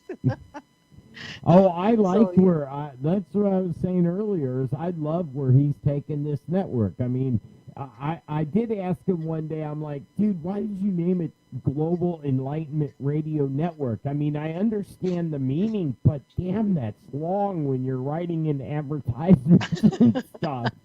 You got to hand type all that stuff in, and that's like, a 70-letter word? I mean, it was really long, but the understanding and the idea behind Global Enlightenment Radio Network is self-explanatory, I think. And it is, it means that we all come from our heart, and he keeps that. And that's what I was talking with you about earlier. I didn't want to say the host because he got rid of him, but the rest of us, we all talk amongst ourselves. You feel free to advertise on my show anytime you want. Normally, and I didn't get a chance to, I've been so busy, so I'll tell you now, and I'll offer it for you now. But come up with an advertisement that, you know how they fit, like a little poster, or I'll do one for you if you want. And I meant to ask you if you wanted to have one that I could post on Facebook Live while we were on the air. I want people to know how to get a hold of you if they want to listen or talk to you or have you do a reading for them later. How do you have people get a hold of you? I mean, if you have I can tell them to get me if they want to get a hold of me. I do have guests on the show that I'm on the House Parker Files on the Global Enlightenment Radio Network. I tell them to get a hold of me if they want to talk directly to me, then they can. Now, if it's more private and more like wanting to talk to me, well, then they can reach me at my cell phone at 210-974-3470. Again, 210-974-3470. And then if they cannot do that, they can actually email me at garcia187bluelove@gmail.com. So that's the ways they can get a hold of me. I'm also on Instagram, but you got to save my number in order to pop up. I also have Twitter, but that one I don't know off on the top of my head. I only use Twitter to follow people. I don't post anything on Twitter, but I do follow them on Twitter. Yeah. The only thing I do for that one, when I get a chance to, I promote the shows that I'm on, even when, I was, when we were all together, I promoted it. And then now that I'm by myself, I promote it. So that's what I usually use Twitter for. And it's the same thing with Instagram. I just take a screenshot or whatever and I just promote it. So no matter what show I'm on, I share it, and stuff like that. So I share it in so many other ways. It's just, I don't just stick to Facebook because I want to expand and to help more people and to reach out to more people in any way I can, if it's not even just not always about, doing readings or mediumship or missing persons cases or paranormal. Sometimes I even talk to people when they need encouragement, guidance if they're having these thoughts in their mind and telling them that God loves them. So you can see myself as almost like maybe a spiritual counselor or a psychiatrist in a way. I might not have it in paper, but I see it as that, if I can reach out to people that need me, I'm there, I'll drop what I can. If I'm not busy, most of the time I'm really not busy, but like today I was actually cutting the grass, so I was busy. But and I interrupted I'm not, when I'm doing outside of what I do, I actually do feel a lot better because I did need to be outside because I haven't been outside in a while, but but now that I'm reconnecting with myself and connecting to nature, it's kind of reflecting back on me, and they're like, Chris, you haven't been outside. You need to come out and talk to nature, talk to the birds. And you need that vitamin D. It's important. Yeah. Mm-hmm. And it's funny because I reconnected today, and honestly, I felt good, and I haven't felt that good in a long time. So I just want to say thank you to everyone out there that's encouraging me to, just, start from the roots and work from the bottom up and start for where I came from, and to always remember where I started and not to let anything get to me and just keep on going. Yeah, when I called you earlier, I apologize for interrupting your lawn mowing, but you actually appeared bubbly to me. You looked like you were just as happy as a clam out there. Personally, I love doing yard work, and maybe that's why I saw it. Is I like getting out there and mowing the grass and getting my hands dirty. I love now. This year, I didn't get to plant my garden because I was sitting in a wheelchair, and my mom got to do it, so I didn't get to do it, but it did get planted. And hopefully we will have a bountiful harvest, but I love going out and doing the outside chores. We cleaned up the trees. They had let them overgrown. We thinned everything out so it has room to grow, and, I like seeing a tree grow in the shape that it's supposed to be. The one section in the back it had like 6 trees in a row. They were all the same height, but if you looked at the individual tree, each tree only had leaves at the top because there were so many of them jammed together. So I took the chainsaw and cut down 3 of them and only left 2. But now these trees can grow as the years will come and become big and round and shadeful, and it'll look presentful. I don't like, just like humans, we need space. Trees, plants, they all need space. You give them the proper space and they will flourish and look beautiful for you for years. We have 3 oak trees on the one side of our house that are at least 90 foot tall apiece. They're big, beautiful. Almost our entire yard is shade. It's awesome, especially in the Florida heat. We don't get a lot of that heat because we got the shade, the leaves of the tree blocking it. So I love being outside. So I was kind of envious of you when I was talking to you because I knew you were having fun. I know you may not like cutting grass, but, it's part of life. I love the smell and just how good. That's why I was, it's funny. I was sneezing after that, Thomas. I kept sneezing, dude. I just kept sneezing and sneezing and sneezing. I was like, man, it was just, I guess all the the grass, and because when you cut, it just flies in the air. So when I was after I came back inside, I was like, oh my god, I know I'm gonna sneeze, and I actually sneezed like maybe 10 times, and probably even more than that. And I said to myself, oh my god, I'm gonna start sneezing again.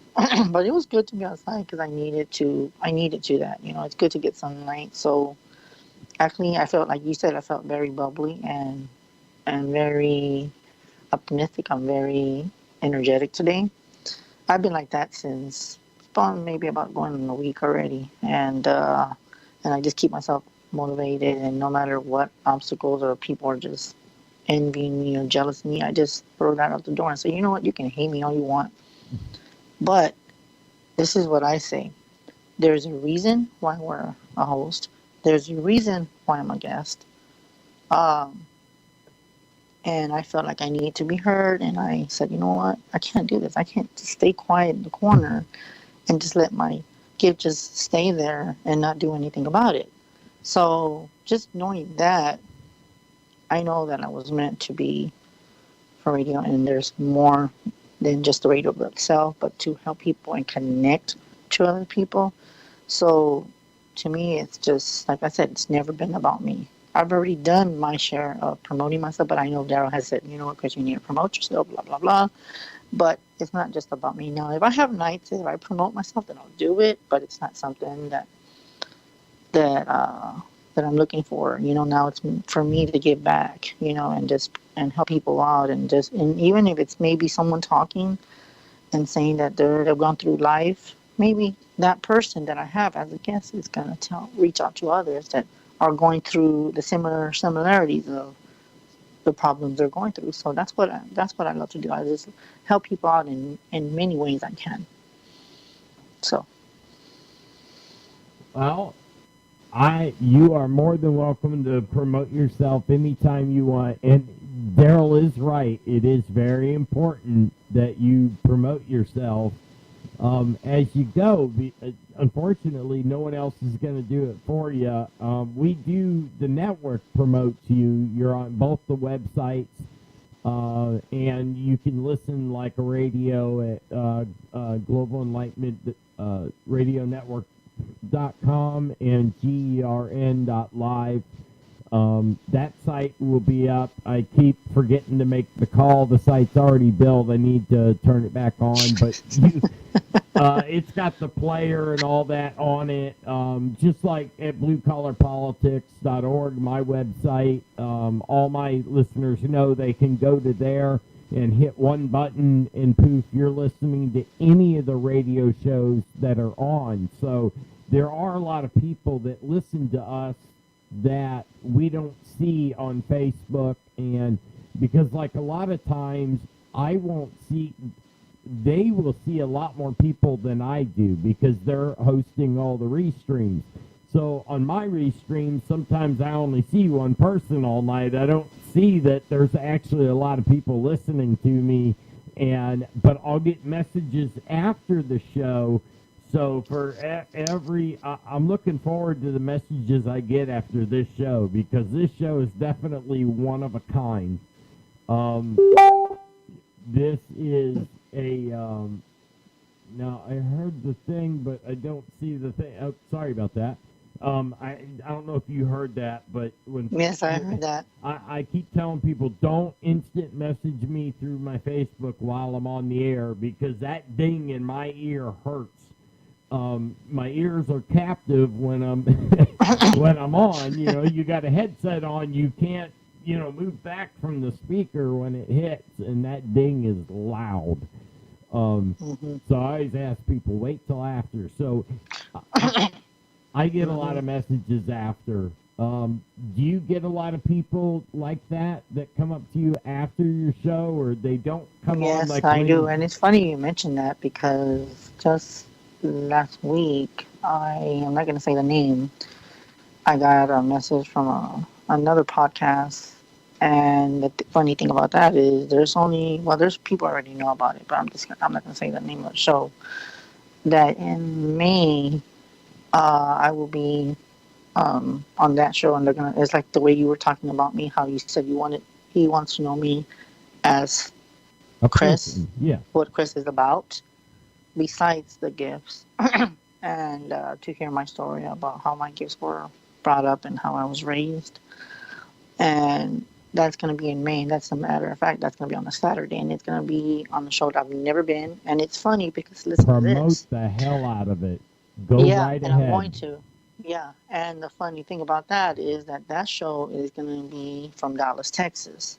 That's where I'm from. I'm from Texas. All right, now I'm curious. For people, what's the name of the show? Because people. I know it's Dark something. I just don't remember the name. Matter? I don't have it.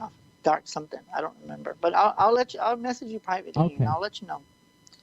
Because if you don't mind, I'll throw it out where everyone can see it. That way you can get more people to listen. I'm a firm believer that if it's going to be a show you're going to be on, you're not going to offend me by telling me that at a future date you're going to be on this show. I have no problem with you saying that you're going to be on it. That's kind of what, when you and I, the way I look at it, when we are talking host to host, it's not offensive to say, hey, I got this show coming up. And I wanted to talk to you about this, but I haven't had a chance, so I'll just do it on the air because I don't care. I'm going to be doing Comic-Cons where we're going to take my entire studio with us. I got a trailer out back. I got a truck to pull it. I got everything I need. We are going to go do Sci Fi Talk live from the Comic-Con floor in the like where they play basketball at. This is the first one we're going to is I think Missouri, and because the first one got canceled because of the COVID, so the next one coming up, we're going to be right on the floor, so we'll be able to interview Comic-Con attendees, and we'll be able to have the cameras going so we can show all the different costumes. But on Saturday, they're open till midnight, so we're going to do our show from there. And what I'm going to ask you and every other host is I would like for you guys to come along with me and do your show right from the floor. We'll have a studio. You'll have a live producer of Daryl and Katie there, so they'll be producing it right from there. We're going to set up like a little DJ booth, and they're going to be right there off to the side, so we'll have live phone numbers coming in. People will be able to call in. We'll be producing it right there on the floor, and I'm going to do a 5-hour show Saturday night from 7 to midnight. And I'm trying to talk everyone to come down, to come with me to that Comic-Con. And now the first one's going to be tight on the budget, but the second one will be fine because we're getting paid to do this.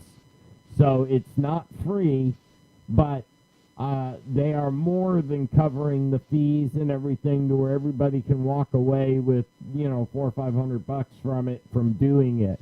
So, and we got Friday, Saturday, and Sunday, so there's plenty of time that you could feel like do a special show or something if it's not in your exact time slot, but you do it Sunday, right? I do the shows on Mondays and Fridays. Oh, Mondays. Oh, Friday was the one. Okay, I was thinking of, because it's Friday, Saturday, and Sunday, so that you could do it live from the Comic-Con if you'd like, and you could do whatever you want. Live readings right as people are walking by. We're going to set up a table where they can just sit down and have a chat with us, and I think that would be a really cool thing. We've been working on this in the background, but COVID-19 has really put a dampener, and now that I've lost my leg on top of it, there's a few things still up in the air, but I'm still trying to do it because there's 5 Comic-Cons throughout the year. We've already missed one to this. I'm just hoping that they happen because I think that is the coolest thing when you go see 100,000 people dress up like their favorite actor on their favorite sci-fi show and stuff, and you see all these people walking around. I think it's amazing. I like being that the aura that comes from that floor is because everybody wants to be there. And they're friendly and they talk to you. I just think it's really cool. Yeah, that's good. That's good you're sharing that. I'm gonna see if I can make it. Try my best to make it. Hopefully, if I can't physically be there, I'll be there. If I can do the broadcast, I'll figure out something. Because depending on how long we have, is that in this month or is that? Do you know when month this will Well, the first one was this last month, and they're about 2 months apart. So we got about a month and a half till the next one. But I still don't know if they're gonna. I'm waiting to hear back from the general manager on whether or not I'm in communication with them. I'm just waiting for them to tell me yes, it's a go. The next one I think is in Texas. So. Oh my God! It's in Dallas, Texas. So. Oh my God! That's so weird. Wow. That's up my alley, but the only thing that's about 4 hours from me. Ah.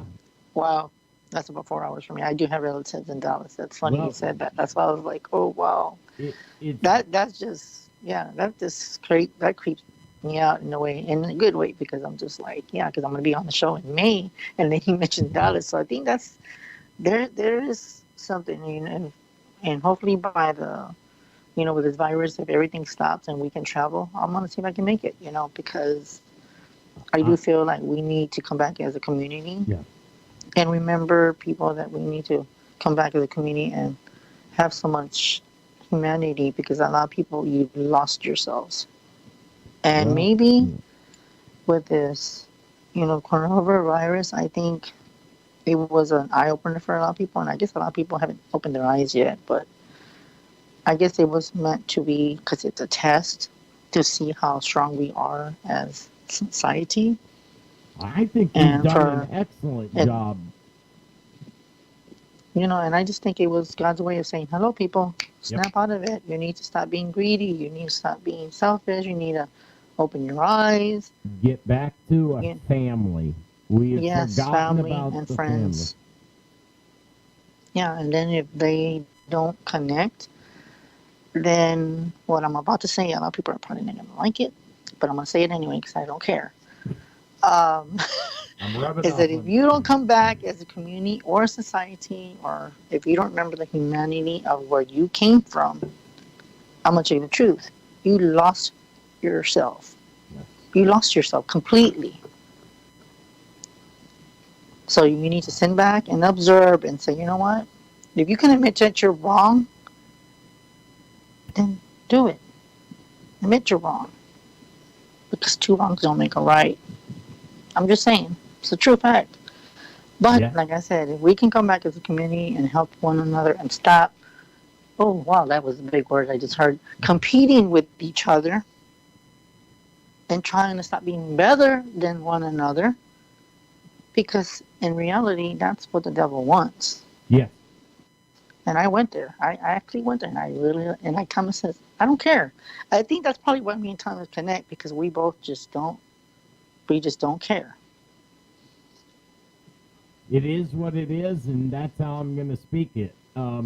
My truth meter knows no bounds, and I get in trouble all the time for stuff I say, but it's the truth. I don't like holding back. I speak my mind. Mm-hmm. I don't want to be fake. I'm so worried that I don't want to fall into what I see so many people in, and not I don't want to get morbid, but COVID-19, although it has brought, I think God made it happen this way, to where it forced us all to look at and to look within and to look within our family. Some people really need psychiatric help, because on some of the bad points of this, and it's stuff that needs to stop, is the children being attacked by their own drunken parents is up. Spousal abuse, domestic abuse is spiked through this, and stop drinking, stop looking at your family as a burden. They're not a burden. You said you love your wife when you married her, so show it. You're supposed to be married in good times and bad. You could make this bad time a good time by spending it with your family and paying attention to them and not beating the hell out of them. And, you know, they called, it pisses me off, but they called alcohol stores an essential business. Wow. That is so far from essential. Because I don't even have the words, you know, I don't like that part of it. I like the fact that we're kind of forced to be a family and, you know, to work within the walls of your own home instead of, you know, just running off to the neighbors or your friends or never being home, or some people that work and come home and then drink, and then, you know, the kids are in bed, so they don't have anything to do with raising their kids. Then all of a sudden they're nothing but around the kids all the time, and now they realize maybe they don't want children. I that's the only thing I could think of that would explain, but I never was one. I never could understand why somebody could abuse their own child or abuse their spouse. Mm-hmm. That makes perfect sense. That's weird that you mentioned that too, because if you can't be true to your spouse and cannot be honest with your spouse and stop lying and stop, you know, saying that you're being faithful and you're just being a dumbass. How can I say it? I'm sorry to say that. No. Speak it, brother. Yeah. Oh my God. You know, because I don't know if you, because I know you know that there's no filter in the shows, but I, like I said, I respect you. Sometimes it takes a cuss word to explain what you're thinking. I mean, I know. To me, it's just, if you don't remember where your roots come from, and you don't remember your roots and where you remember where you started, you just fucking lost yourself, period. Yeah. It's sad. Is that Thomas said that, and it's like, I don't know what it is. He must be in my head now. But but yeah, just, you know what? Love your spouse, love your husband, love your girlfriend, whatever. Your mom, your dad, you know, your sisters, brothers, and, you know, just so on and so forth. Whomever you call family. Yeah, and I'm gonna tell you what's the thing. And the bigger message with this is, don't take them for granted. Because you wanna know why? Well, I'll tell you why. Because God can take them away like that in a snap of a finger. And the question is, you're not gonna be able to tell them you're sorry. You're not gonna be able to apologize to them. You're not going to be able to forgive yourself, and you're going to live with that damn guilt. Mm-hmm. Nobody else but you. But you can correct it.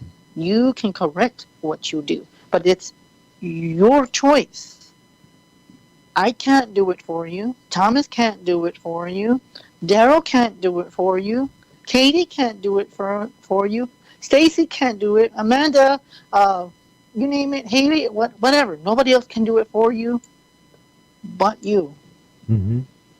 But you. Oh, and matter of fact, Tiffany too, my friend. But you just have to remember where you come from. Yeah. Remember that. And that's the bigger message. And it's funny because I'm looking at through the side of the chat, and what's so sad, and it's funny how they brought that up. We need to stop competing and stop fighting one another like we're having war. Okay? Because that's what the devil and the evil want. That's what it wants. Yeah. But if you give into it, then you're already sucked in the void. And everybody else is just like, you put yourself in that hole, it's time for you to get yourself out of that hole. Like the way you put yourself in, get yourself out. That's all I gotta say. But some people just never learn. You know, and the only thing I will add to that perfect monologue is, if you can't do it, then divorce them and get the hell out. But why you do not have the right to make your family miserable just because you are. Wow, big message. Very big message. And I didn't say it. Thomas said it. I did. And, oh, by the way, to speak on never forget where you come from, out in my truck right now, I have a placard well, it's not a placard. It's one of them wood things, trinkets you get at the truck stops. They have all the states. I have an Ohio, and it's cut out of wood, and it's really cool, and it's got like a Buckeye on it and everything, and like the state bird, and it's got like part of the flag on it, and it's cut in the shape of Ohio. And I have every vehicle I've ever owned, I hang in Ohio from the rear view mirror. So every time I get in that vehicle, I think of where I came from. I was born in Cleveland, Ohio, and I spent most of my formative years up to about 19 or 20, I lived in Ohio. So, and I became who I am in Ohio, so I don't ever want to forget. And I actually had a friend of mine that I hung out with for years pop up on the show last week, and he popped up in my Facebook and was like, "Hey, what's up?" And until we started talking about just now, I forgot. I should have called him during the week. So I'll have to remember to call him and tell him thanks for, he said a nice comment, and he always was a good friend of mine. We did Demolition Derby for years, and he loved to drive, and I just loved to build cars, so we were a perfect combo. Mm-hmm. It's funny that, because like, remember how I told you, Thomas, when you asked me if there was any questions that were out of what you said? Right. To me, it doesn't really matter, because with me, I don't, some people just write shit down of what they're going to say. I don't. I mean, I know you wrote the stuff, what you wanted to ask me, and it's okay, because you wanted to ask these different questions. But for me, whatever spirit tells me, or whatever my guides tell me, or whatever my intuition tells me, I'm gonna say it, and I'm not holding back, because I'm sick of all this evilness. I'm done. It's sad how people are just so evil in this world, that the world's already bad as it is. Don't give into it. Yes. But of course, people give into it. So I don't know. I don't know. I have a new word for it. I call these people ignoramus.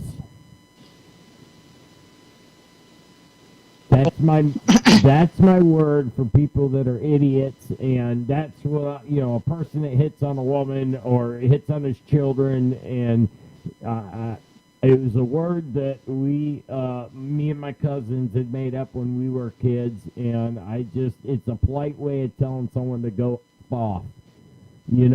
Stop doing what you're doing. You're an ignoramus idiot, and you need to, go somewhere else. This is a very, very good year for the family, and the way our politicians were taking us, and we, the American people, don't want to go that way. They think they know what's best for us, and I'm kind of getting sick of Biden coming up and saying comments like that all the time, thinking he knows better. And look at the last politician. I can't remember his name.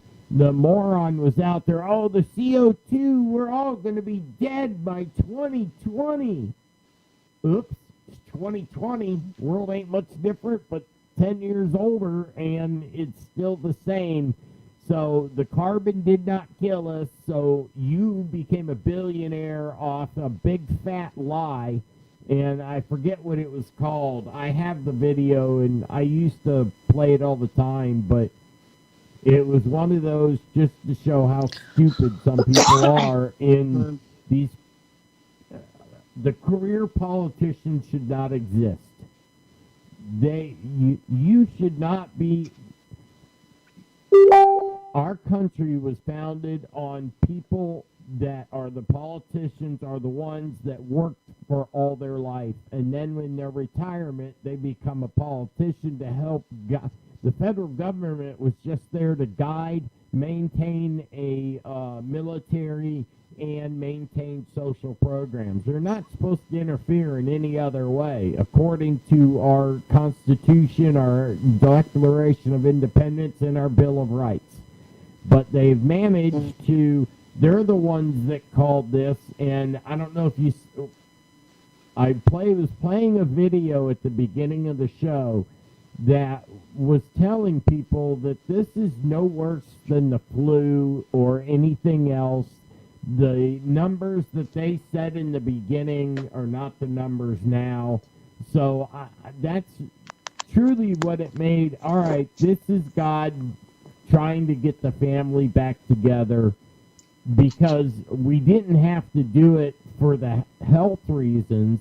So there had to be another reason why this happened. And I just think God finally said, all right, Americans or people of the world, I'll give you a break. I'll give you a shot to get back to the family, and I'll make them all think this is going to be bad. I'll make sure it doesn't get that bad, and then hopefully, and I think most people that are looking at, and I hear it on the radio station when I'm listening to the local talk shows here in Central Florida, and they're home with their family. They look at their family unit completely different now. We don't have Walt Disney. We don't have Universal Studios. We don't have all that tourist crap going on. It's just families entertaining themselves, and I think it's pretty cool. Yeah. And he had to take a step out for just a second. You get it handled? It looks like you're on the third headset. I know I had to get the headset because it was going. My battery was going. Oh. I was gonna say.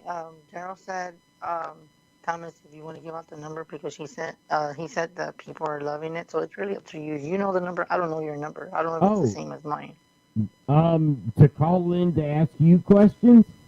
Or they said for people to either call you or to ask, I guess, us a question. It's either you or me. You can call me in on my Skype number because he's on Skype, so let's keep it simple. So call in on my Skype, which is, hang on a second here. Let me scroll up from my questions.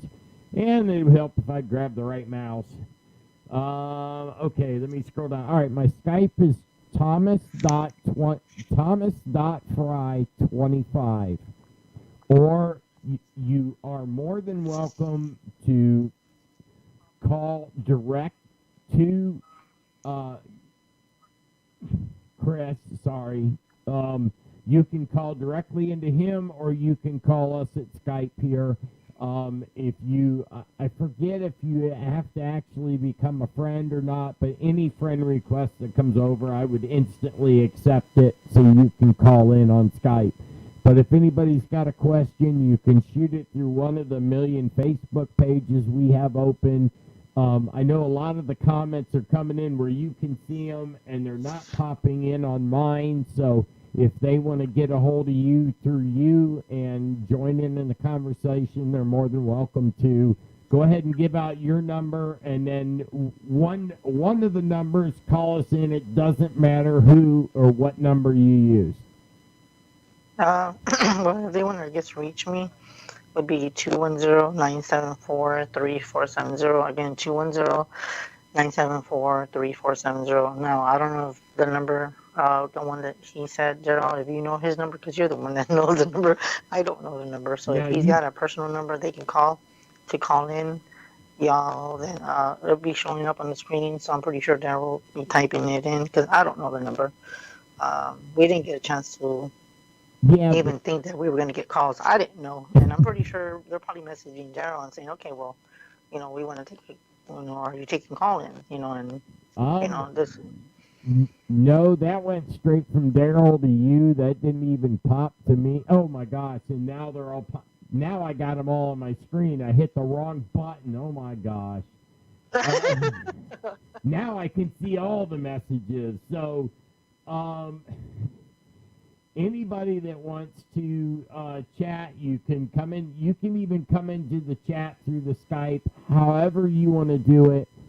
It does not matter. Go ahead and call in. We'll just keep going, and if anybody asks any questions, I'll keep my eye out. So if I get in any in over here, if you get one, just repeat the question, and then we'll go from there. Yep, exactly. And you know what, Thomas? I'm actually enjoying this because, we didn't plan it, and to me, that's the best. honestly, yeah, it's good that way because we can jump from one subject to another, like with the religion. It was funny because we were talking about that, and then we were talking about family, and then we were talking about values, talking about beliefs. I got a question for you, so we can go on to another one. What can you share about your most fascinating reading to date?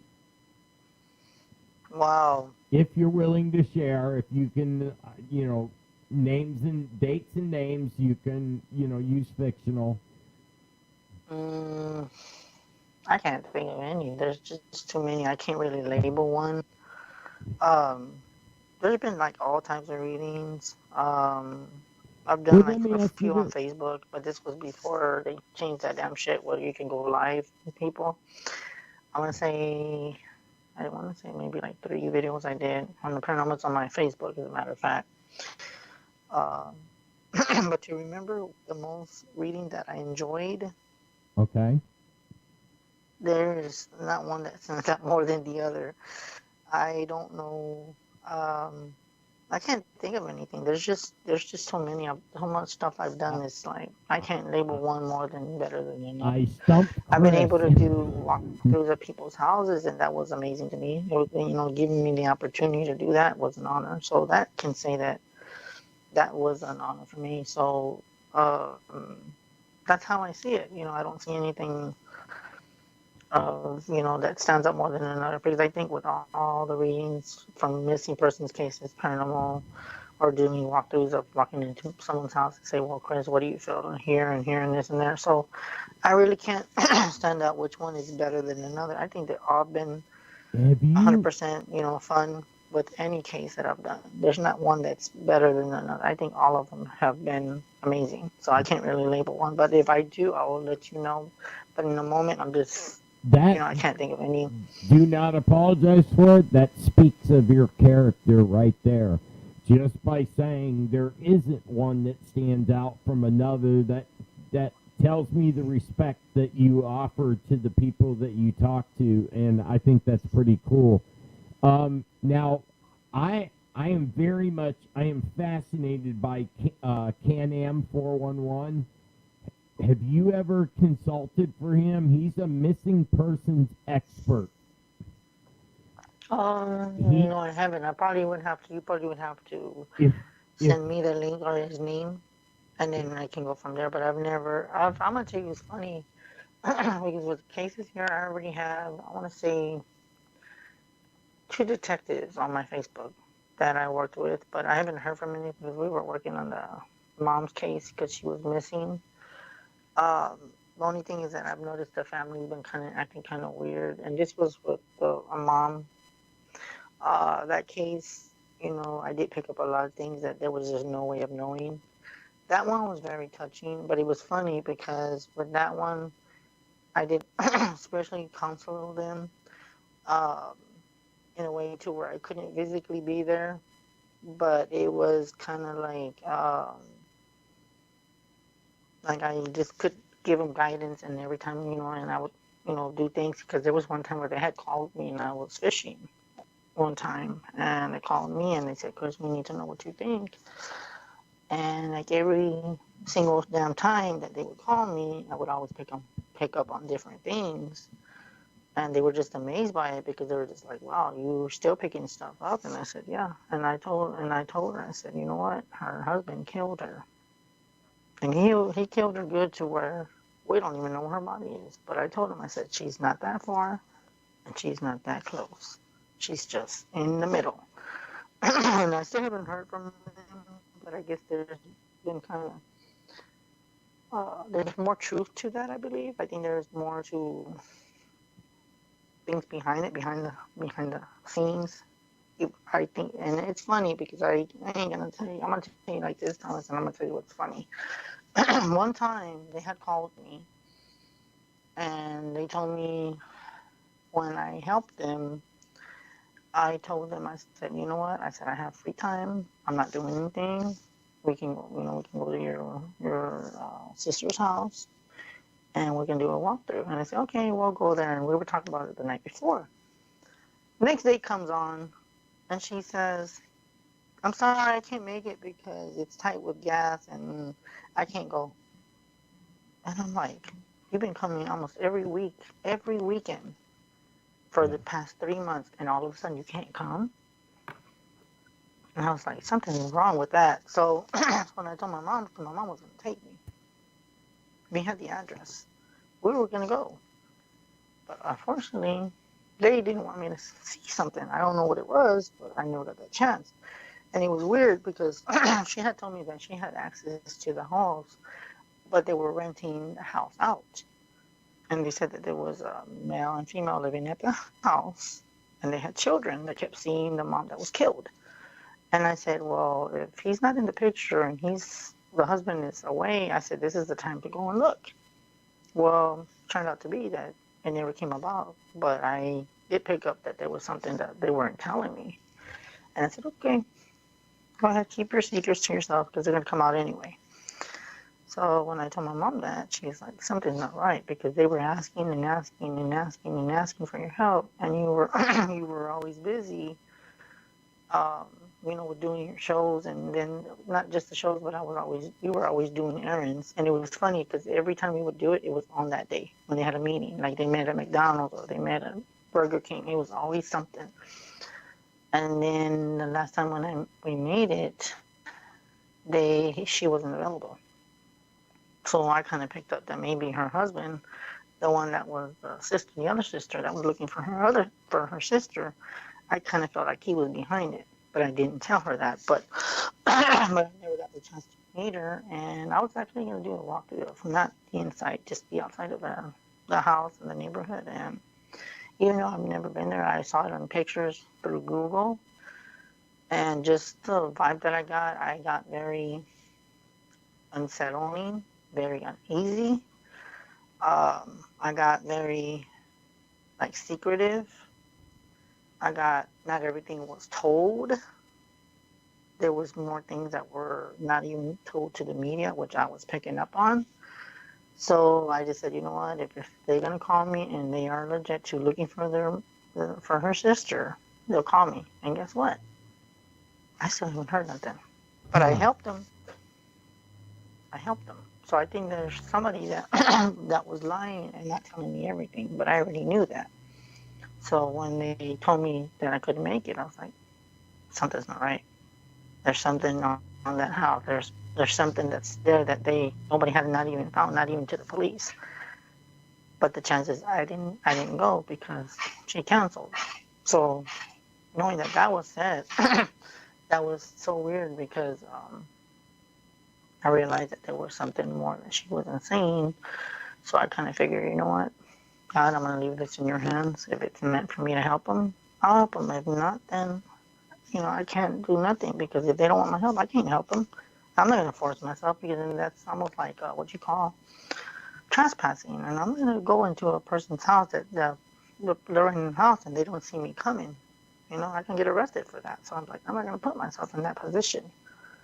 So, yeah, that's one incident that happened to me, and I was just like, and to this day, it still bothers me because I know she's somewhere and they still haven't found her. So hopefully that they will, but it's sad because that's one story that I would love to put an ending to either bring her alive or to bring her whatever's left of her body if it's all in no bones. But give her a proper burial and the prayers over. Yeah, so, exactly. And I couldn't, and that's the thing. I couldn't do that. So so that's the thing. I couldn't do that. And just knowing that I couldn't make a difference, it hurts me. I ain't gonna lie to you. It does. Because that's my field of expertise. I love that stuff. Mm-hmm. But I just couldn't do it because I'm not going to force myself and then get in trouble in the process. So it just it just didn't feel right. So I said, you know what, I can't do this. If they're not going to need my assistance, then there's something that's going to come on them that they're not telling me. And I'm pretty sure that they have suspects that the cops have told them. That I think the cops have other suspects that they haven't mentioned. But I'm pretty sure the suspects, the cop don't want to tell the family that, hey, if it's a husband, the husband tagged on double teaming with someone else. So as far as we know, one of the sisters could have wanted her own sister dead. Yeah. So, That's a tragic case. I sent you a link to the Can-Am Missing 411 site that I was talking about. I always try to bring attention to it because, like you were just explaining with this case that you had, he's not a psychic. He's basically a paper pusher, and he just gets the story from everybody and then writes it down and then goes and looks at it forensically later of the words and what, he writes it. He's said he's meticulous in writing everything down word for word because you never know when a word in a sentence that someone used gives you the answer for that. And he has dealt with cases where you probably were needed because he only does the national parks. Okay, so there's millions of people that have vanished, just out and outright vanished in our nation's parks. And there was one case that me and Daryl were talking about and have talked about several times, that they found of this guy was his boots and his skeleton feet in the boots and his socks still on, but nothing from the ankle up. And it was like he was sitting, the boots were together up against, backed up to a log. May I ask what that noise is? No, it's a dog. Oh, okay. I kept hearing He's coughing. Ah. He's coughing. It's just I think it's an allergies. I'm sorry. It's okay. I just was curious. But they never, and to this day, that case has never been solved. They don't, it was not a bear or something. Nothing's going to clean him at his ankles and leave the bottom part not touched. None of the tree that was down was affected. It wasn't because if it was a bear, the tree would be all tore up too if he's tearing up someone over a tree. You know what's funny when you say that? Oh my God, I don't know if my other friend he's watching, but this has came up and it's all over the country, and I'm pretty sure everybody. I don't know if Stacy knows this, my friend Amanda. Tiffany, and I know they're going to be freaking out. Even Allison, I know you're watching. Thank you for saying it's a good show. Thank you. Yeah, and all I want to say is that they call it smiley face killers. And it's so weird because the smiley face killers go on religion-based. Some of them are targeted as because some of them are gay, bisexual, or even people that are into more religion or Wiccan and all that, and they have become target. And they've been what usually do when they kill the body, they'll get like a spray paint, and they do it like a circle, and they put like two eyes with a smiley face, and they'll put different colors right where the body's at. Now it's weird because I don't know any prior knowledge. Only you and Daryl know that. Okay, but in my head, I see a smiley face in front of either the body or on the side. And in my mind, I'm seeing a wooded area. And with the boots that you're saying, I don't know if I heard correctly, but did you say red boots?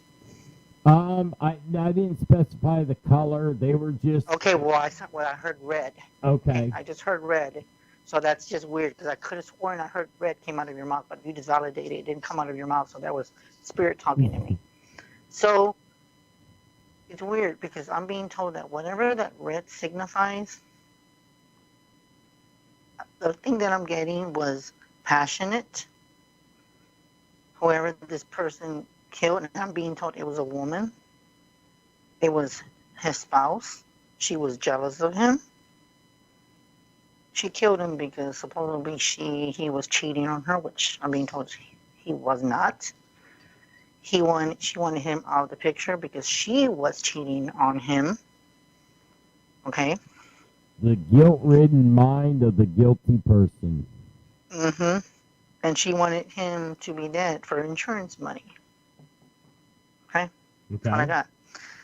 And as far as a name, I can't get a name, but I usually can get letters. You know what? You need to send me that case. We need to talk after the show. I'll tell Daryl. I will. I love those kind of things.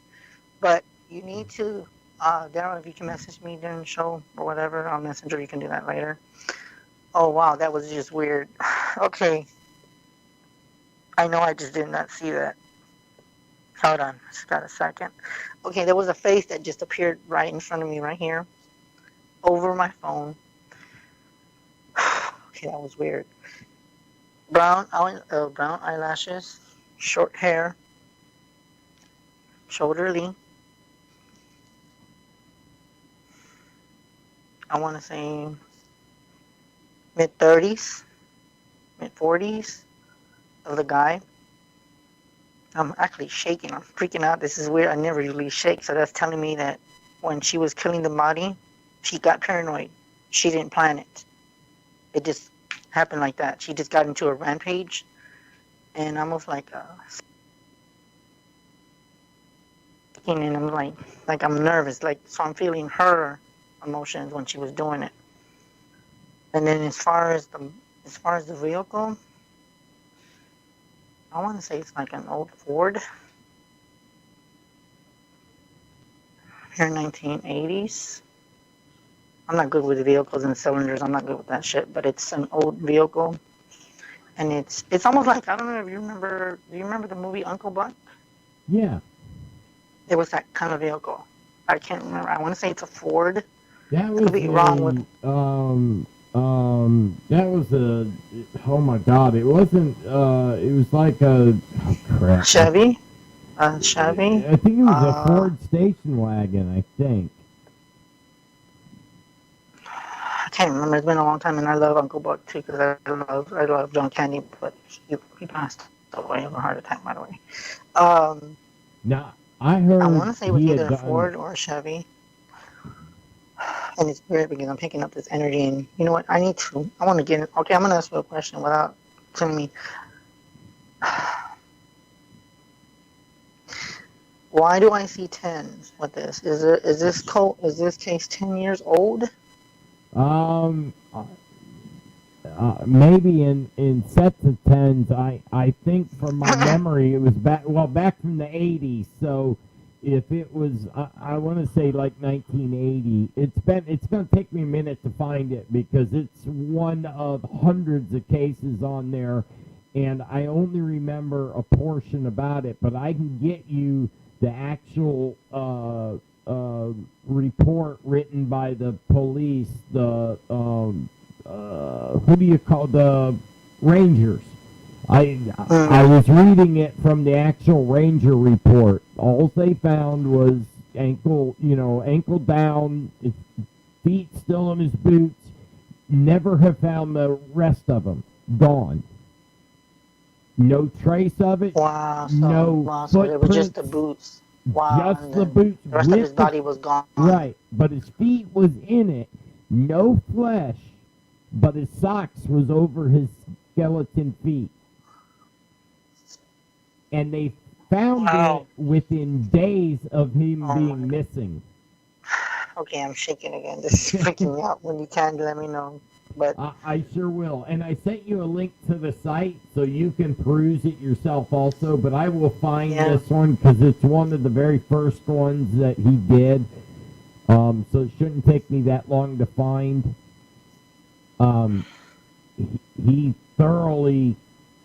He does a wonderful job. Okay. bringing all Okay, while you're looking for that, you know how you said it was just the legs? right. And then okay, well, this is what's disgusting.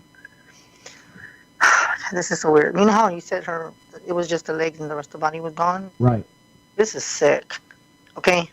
I don't mean to get so graphic, but I'm going to just tell you what I see. Okay, everybody take a deep breath for everyone that's listening, because you're not going to like what I see. Okay, the arms chopped off. Okay? Okay. Those were buried.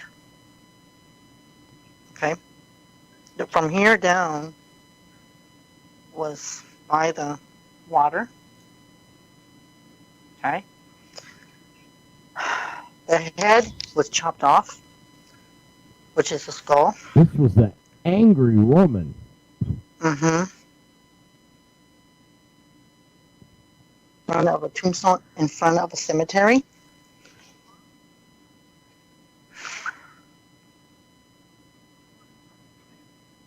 And I'm being told that there was either, I don't know if it was a ring or some kind of jewelry that was his, and she put it right in front. Oh, Yeah. that's And this, and you know what? It's weird because in my mind, I've never seen the movie, and I know Texas is one of the worst places that's got history to it, like the Texas Massacre. And it's weird because in my head, I'm seeing something similar to that. I've never seen the movie, and it's old. That movie is so damn old, it's not even funny, but I've never seen it. And I would never see that kind of stuff. It's just weird. I don't watch stuff like that, especially Yeah, neither do I. But it's almost similar to that. Oh my God, this is so graphic. I've never heard of that. Why would someone split the body in parts? And you know what I see? And this is even more graphic. She did not use a knife. You want to know what she used? What? Chainsaw? That's all? Yes. Well, it would work. But how did she move the boots there? I mean, there was no blood around. There was no trace of any blood around the boots. And that's about all I think that one, she just cut it with probably something that wouldn't leave the blood. Or she did something to make to where the blood wouldn't It was splatter. post-mortem, so his heart wasn't pumping. Yeah. It's not going to spill blood. Yeah, and I don't mean to graphic. I'm sorry, Thomas, but that's just, yeah. And me, she did this. She was in such rage. It almost feels like the devil was inside of her when she did this shit. I'm sorry. Yeah. Possession That's just nasty. Yes, possessions happen. Mm-hmm. And you know what's funny? I have this weird feeling that as you send me this link or Daryl sends this, someone's going to help me. And you know what I'm getting as I'm describing this, what I'm thinking? I'm getting sick to my stomach. Yeah, sorry, I didn't mean I didn't mean to bring up such a morbid case. It's okay. It's okay. Something told me. I'm fine with it. I'm good. I should be used to this. Being psychic, I should be used to this, but it's disgusting. And it's funny because one of my friends actually said, this lady is one sick, disturbing person to do something so evil. Yes, that is dead on with that shit. Yeah, I could put it in other ways, but I'm not going to go there. It's okay, Thomas. You don't have to worry about the graphic. It's just me getting the images. But you know what? I want you to send me that case, because even though it might be very old, but for some reason I'm getting 10. Maybe it's older than that, but maybe there's something to do with 10. And I want to say the time span. And who knows, maybe before, it's probably older than that, but I'm thinking it's probably either it was their 10-year anniversary, which is kind of odd when I just said that, or when she killed him, it was something very specific on that date, which could be either the anniversary, the 10-year wedding anniversary, or there was something about either anniversary or something to do with the wedding, something of that nature. And that's why I'm getting 10. Now, that's just kind of odd. That's weird because this case could probably be 20 years old, but I'm getting 10. So there's something very specific with 10.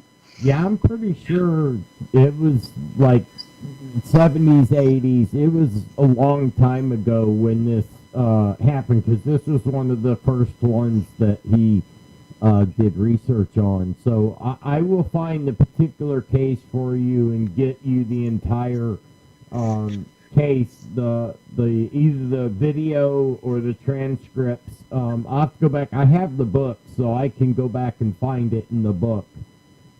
It just, he has a 4-hour interview. He did a podcast with someone, and I don't remember the host or anything about it, but the job that this man does, he's just trying to help bring some closure to people that are missing, and to bring some of these unexplained, 5-year-old kid, they turn around, he's gone, they call the police, they call the park rangers, it was near an army base, so everybody's searching. They find the kid, but they found him 27 miles away in perfect health, laying down asleep because it was the next day or the day after, and by a lake. And the only reason they found him is because a couple of the Army guys was from a different base, so they took the helicopter home and they were flying down in the valley rather than up. But they found him 27 miles away, and he had the same clothes on, and he was clean, not wet, and it had been raining, and he was located 27 miles away. Now, the kid doesn't remember nothing, but he was crying because he was hungry. It had been over 24 hours. But a 5-year-old kid to be clean and being 27 miles away through rugged forest, there's something about that case that is either out of this world, or somebody has a really sick mind and playing a sick joke to get that kid from the camping spot where they were camping. And most of the people that camp there don't even realize this stuff is happening to other people that camp right at that spot. But there's a lot of those cases where little kids, or there was another one. They found the kid 12 miles away with the family dog. They were both wet but clean and hungry, in perfect health. Wow! But they were found, and they were found in a matter of hours. But he was found 12 miles away. No kid can. An adult couldn't run that 12-mile sprint and not be seen by helicopters, and you just can't make that kind of distance. And there's no explanation. Not even walking. Not walking. You can't. Absolutely no way.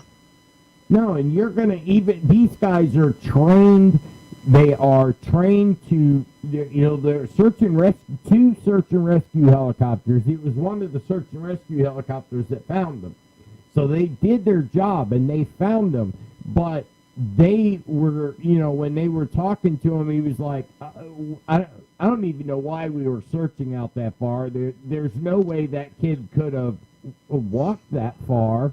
And they just happened to come across a clearing, and there he was sitting right next to the dog, and they went in and landed and picked him up, gave him some food, and got him back to his family.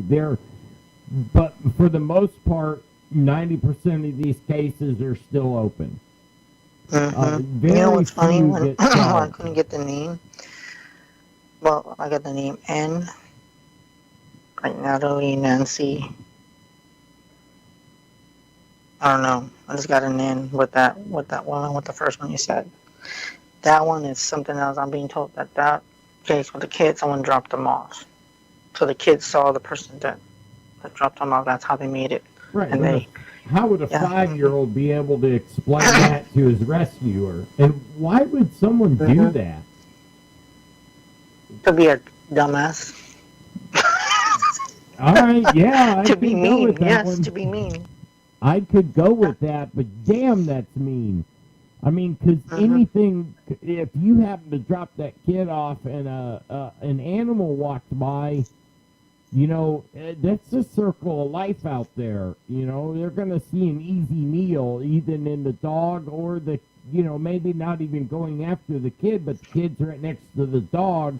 So if another animal goes after the dog, the kid's going to get caught up in the middle of that. And especially being 5, the kid ain't going to know to run.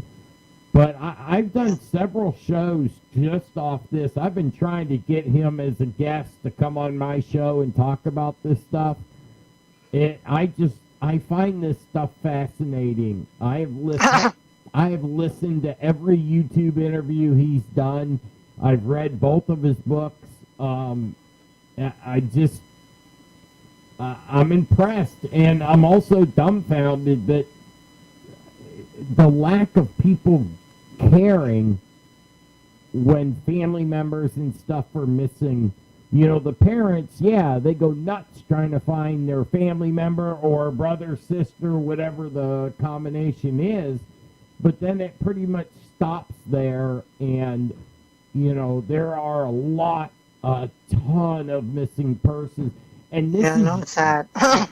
Yeah, this is just in our nation's parks. I mean, that's not including a single city in this country. And there are, every police department out there has its own missing person case files. There's 16,000 police stations in this country, and every single one of them has a whole drawer dedicated to missing people that just disappear without a trace. Wow. It's amazing. Yeah. I mean, the FBI has a whole department. You know what? They made a whole TV show out there. Because you know what? It's, when you say that, when I was describing that first case, I could hear Daryl talking. He's like, shit, you gotta be kidding me. We were all I can hear him saying, had yeah, and I can see that, even though I don't conversations. know if Daryl knew that, but I can tell you, Daryl, his body was chopped up, and that shit's sick. Yeah. That's just very sick. You would think most men would be doing that, but in this case, it was a woman. Honestly, of all the murders that are unsolved, when they go unsolved, I think it's because they were done by a woman. A woman is a lot more efficient when it comes to keeping everything neat and tidy and putting things. I mean, how many times, well, I don't know about you, but I live with my mother, so whenever she puts stuff away, it'll be the same thing. I ask where it is 10 times because I can't find it and it's in the house, you know, let alone if a woman, I think there's a lot more psycho women out there than our court system. Then we realize, yeah. Sad.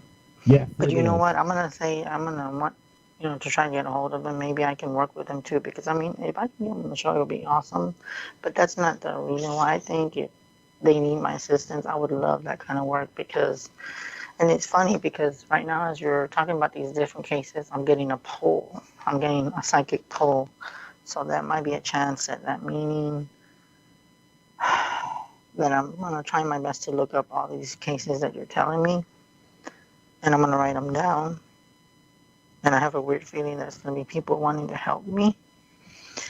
Well, the books are not that much money, and they're well worth it. They're like $20 a piece, and they have all his cases, and they're a fascinating read. For you, man, that might be rough reading that many cases in a row when you start getting all these different directional pulls from, you may have to take that in a little more stride than I did. As soon as I got the book, I tore it up. I sat down, read the whole, I didn't go to sleep till I was done with the book. I was that. Oh, wow. I was just that. You can't stop once you start in these cases because you sit there and try to solve them in your mind. You can't help it. You're like, wow, a guy my size, my height, walks the Appalachian Trail, leaves, does his check-in, and then just never checks in again. Nobody's ever seen him. The guy he was walking with doesn't know where he went. I was walking right next to him, and I, went over here to go to the bathroom. I came back on the trail. He was gone. And his walking pole was laying on the ground, but his backpack, everything else was gone with him.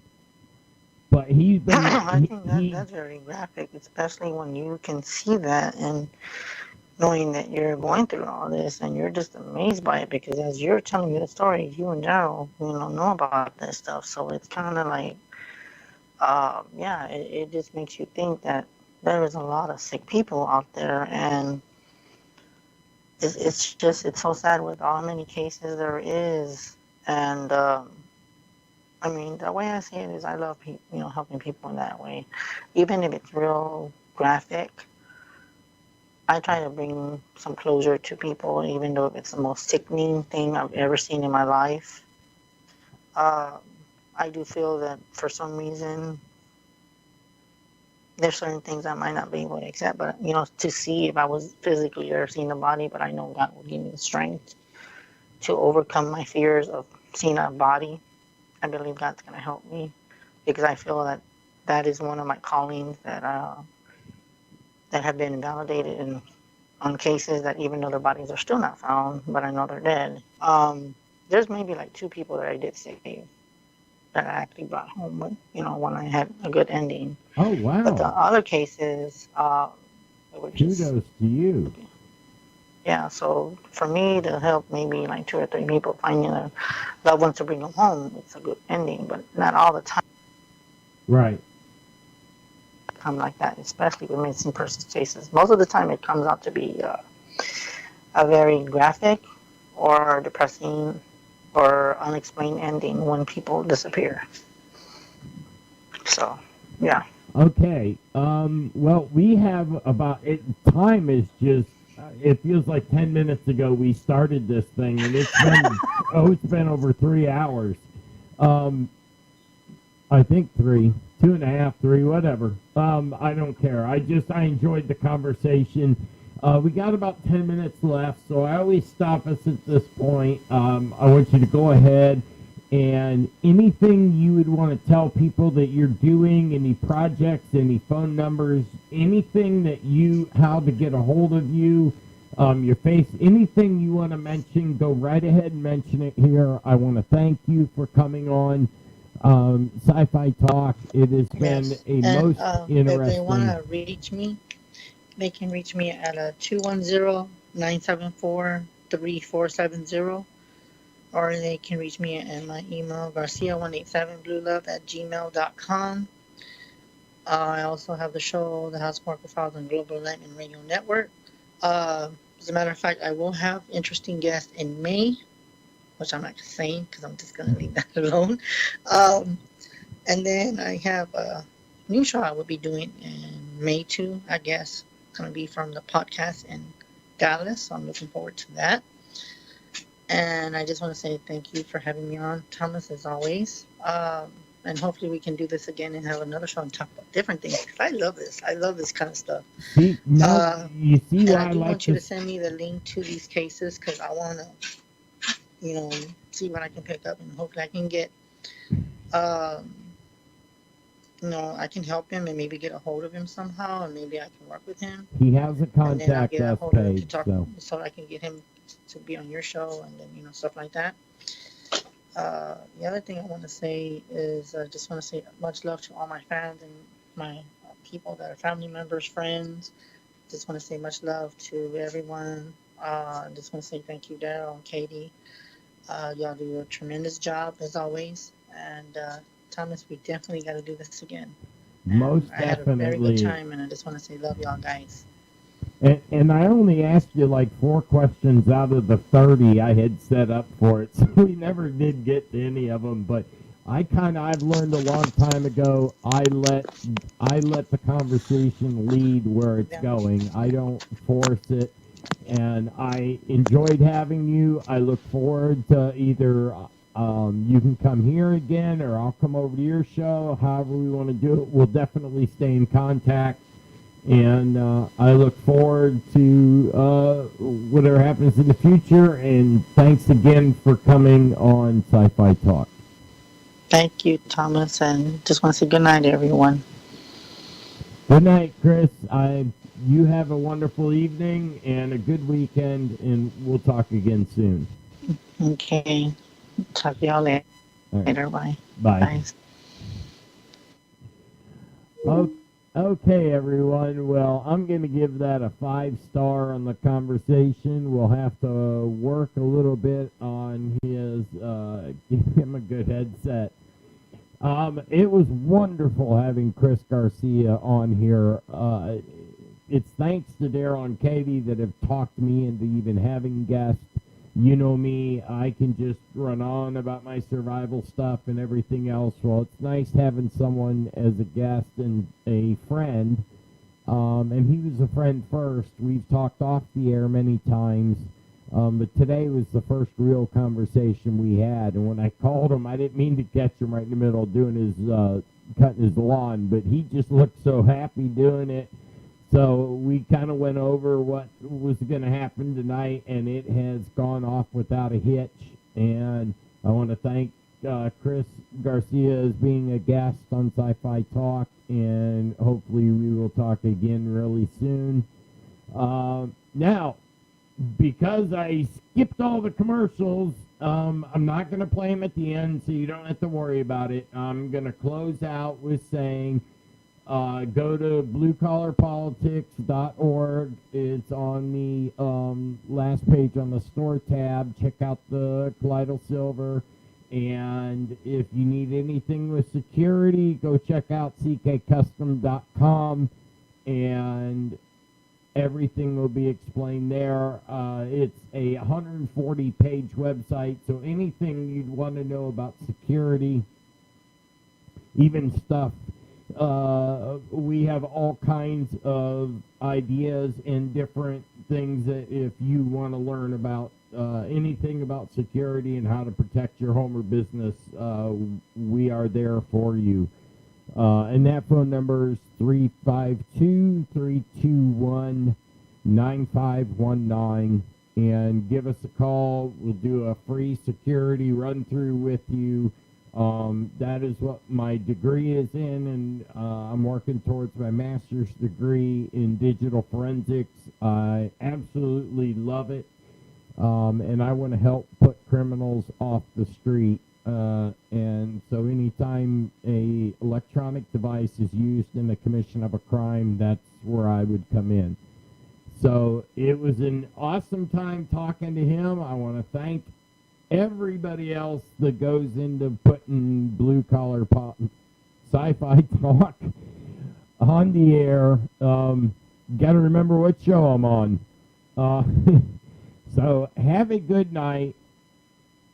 And I think actually I can play the outtake on the show. So have a good weekend. You are listening to the WWTR Sci-Fi Talk Show on the Global Enlightenment Radio Network. Do not to forget to check out our Facebook page and our soon-to-be website at www.sci-fi-talk.com. Weird Talk Radio presents Sci-Fi Talk Show with host Thomas Fry. Let's get back to the action. Well, we'll change that last little part and say, God bless you and yours, and have a wonderful weekend.